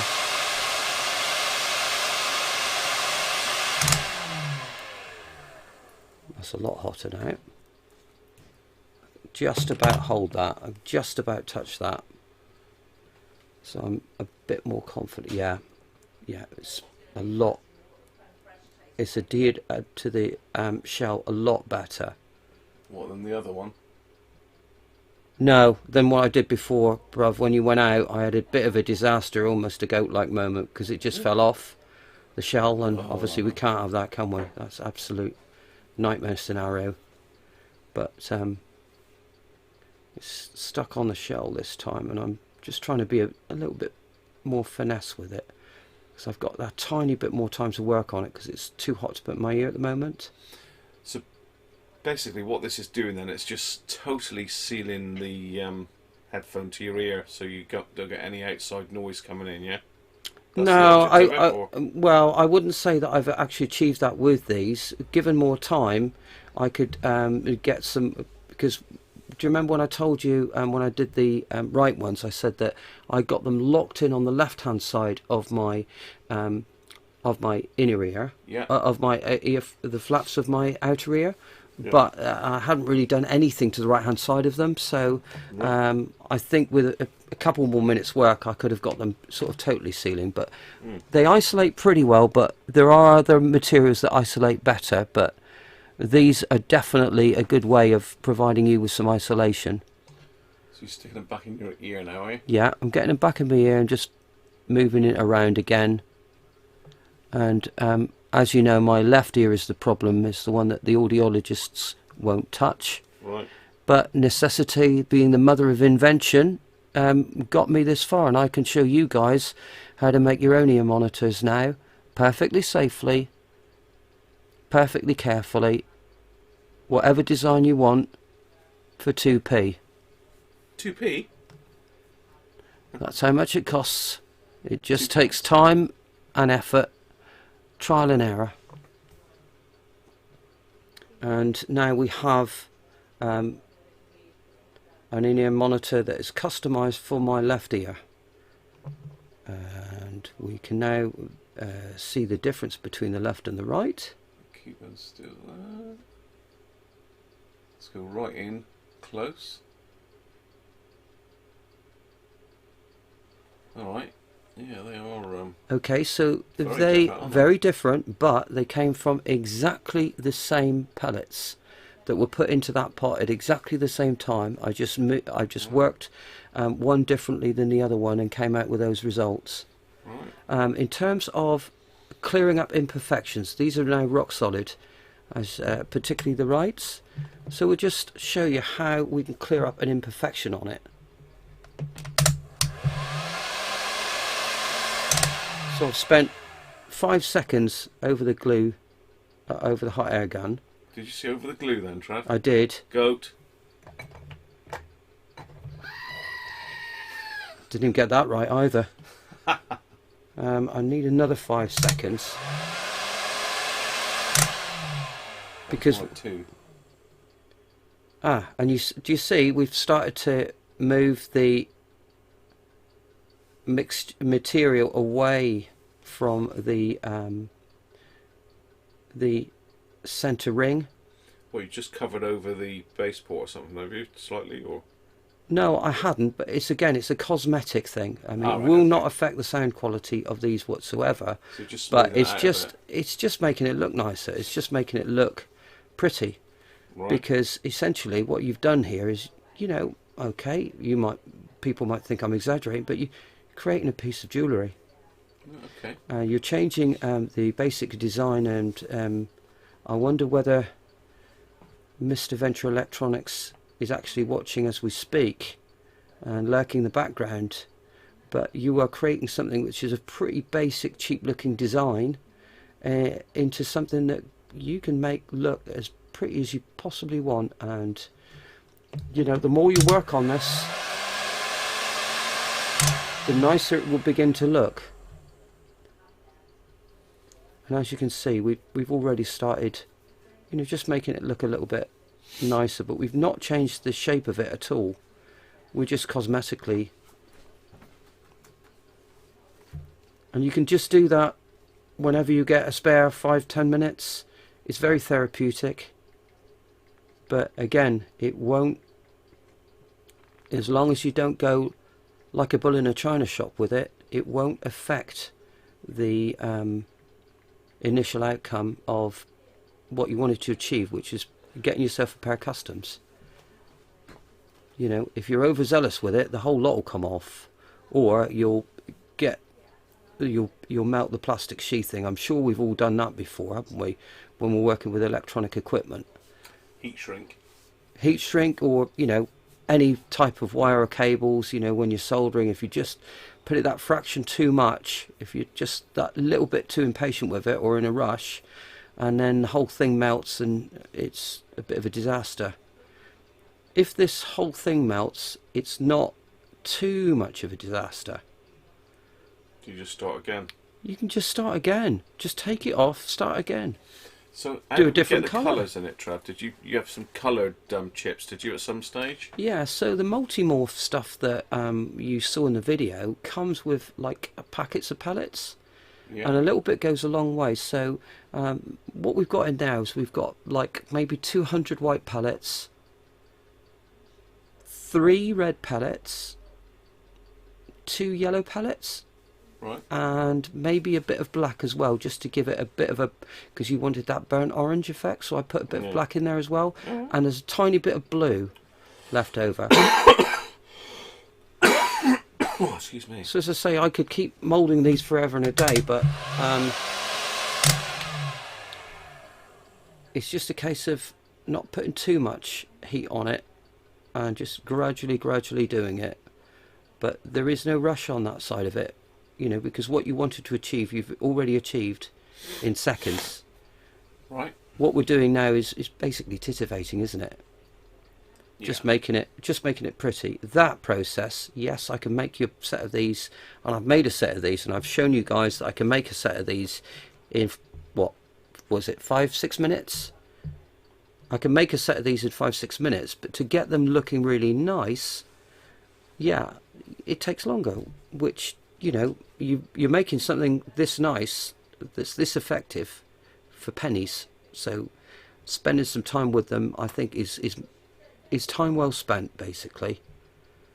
And I don't know, they're already looking quite pretty, I think, compared to how they did look.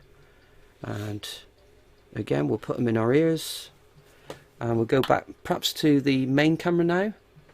We've always been on the main camera. Oh, sorry. You're about the you want this camera, don't you? The sub camera, yeah. The Nikon.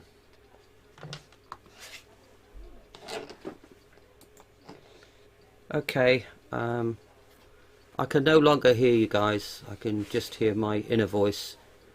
I feel like there's people talking in my head now, but it's actually me. I don't know if we can have a look at what my ear looks like with the... Again, that's just guesstimation. I don't know whether I've got it exactly dead right around the contours of my ears, but it certainly fits a treat to me.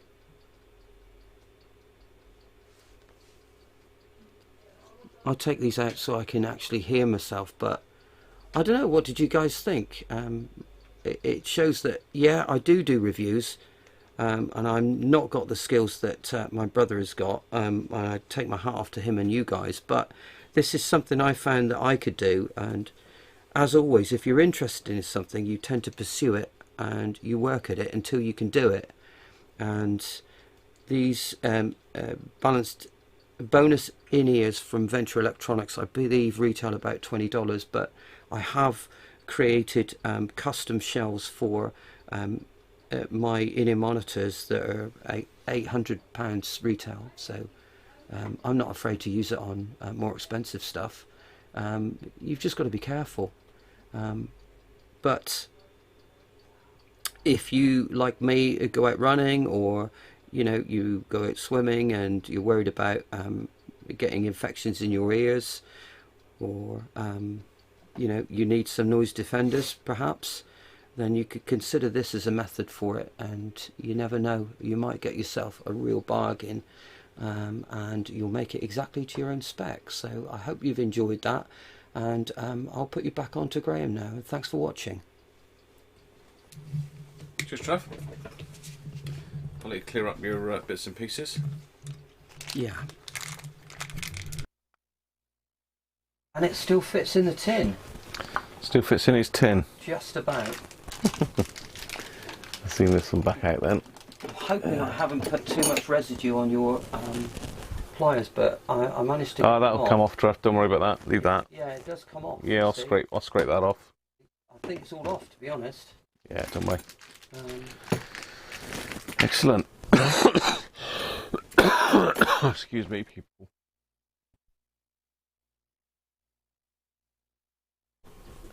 It's better. Good old cough. So Trev's just clearing up his workspace.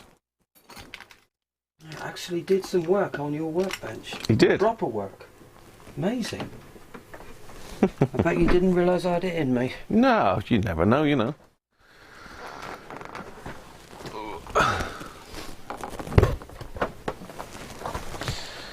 Right. You got your little tray here as well, Trev, your little glass bowl. Oh, yes. Don't forget that one. No. Right, he's back. He's back. He's back in the house. Camera's a bit... Oh well, I altered it for Trevor because he was all over the place.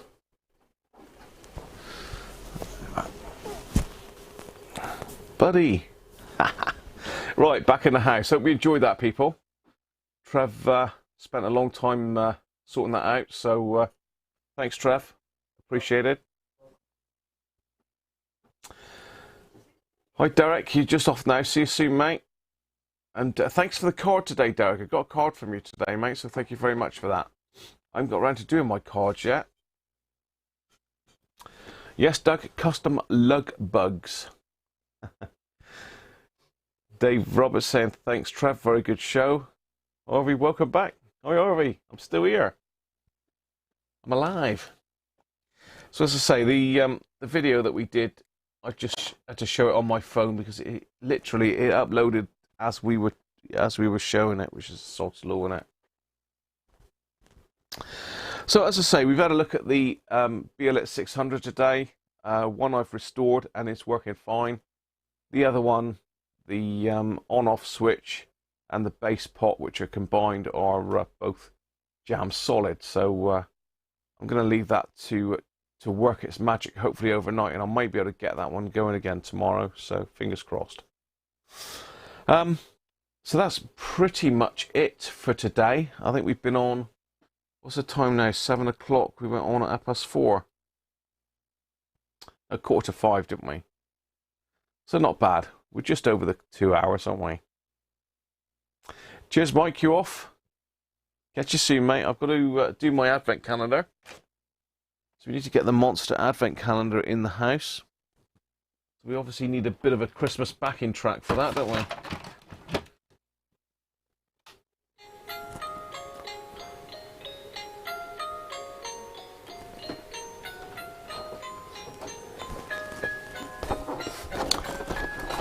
So let's get the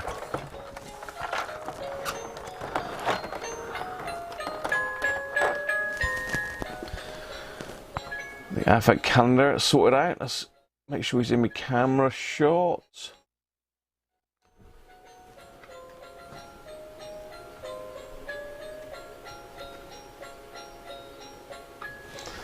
So we're looking for day 9.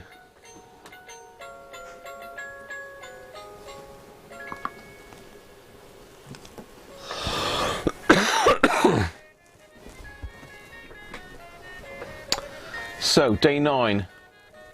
Who's going to be first to spot it today?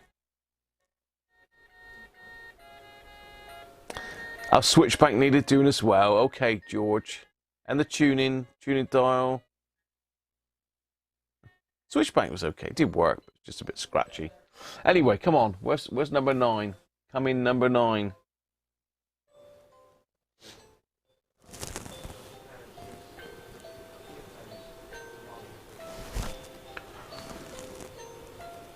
Actually, he might be out of shot. No, he isn't. I can just see it. I can just see it.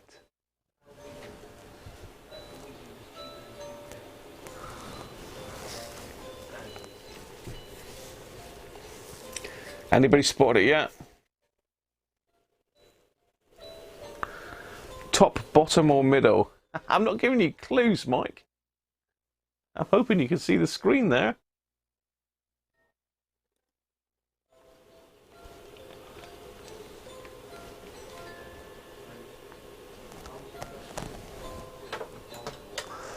Perhaps if I move the light a bit, it might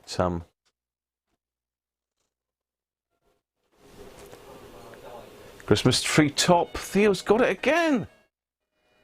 He's only got it again. It's up here. Number 9. Coming number 9. A little bit bright there, aren't we? So let's zoom in on number 9 and see what's behind it.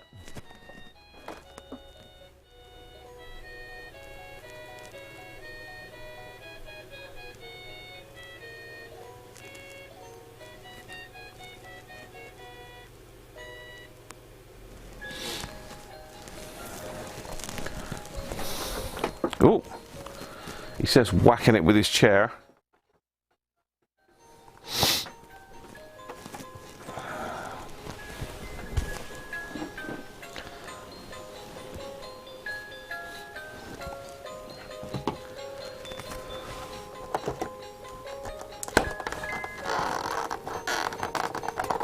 Whee! Cool, that came undone a bit quick.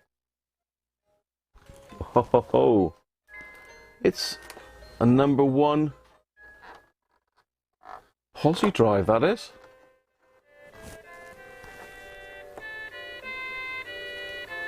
#1 posi drive. Wow.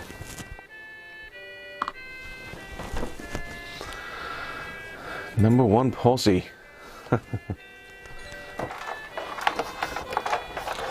So let's get the old pouch in. Still not sure which way round these go. Let's put that one out of the way.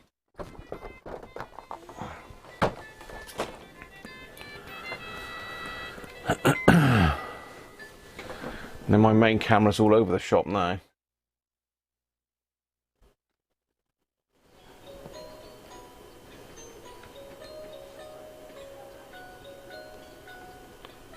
There we are.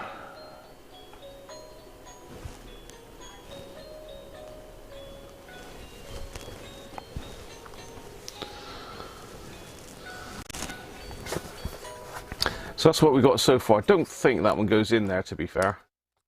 I think that's just, that needs to stay on my bench, really, permanently. It doesn't seem to be an order to them as such, does there? Because we've got a Allen key bit there, a flat bladed bit, and we've got a Phillips bit, and now we've got a posi drive bit. So assuming, I don't know, they go like that, but yeah, it depends, doesn't it? I mean, it might be that that goes in the end there. I don't know. There we are. It's coming along nicely.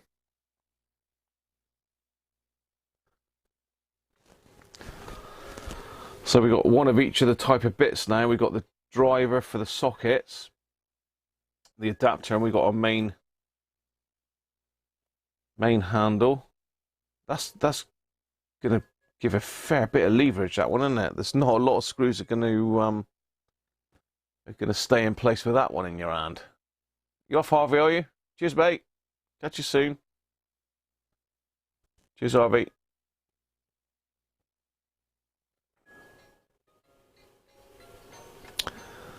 Oh, you can see it now, Mike, can you?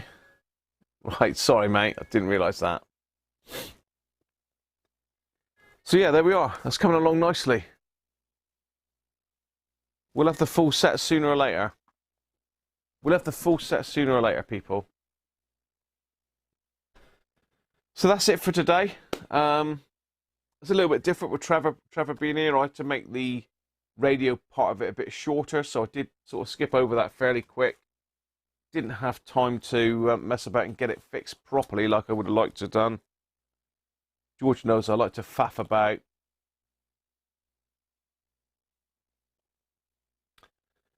Hey, Jeff, he's got Henry Weston's Cider Tonight 8.2. Oh, yeah. If you've got the Henry Weston's vintage, Jeff, that is some serious kit, that is. Very nice indeed. Very nice.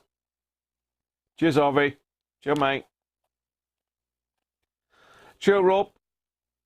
I think my meal could be ready soon, I'm hoping. I've not heard a lot of cooking noises, mind you.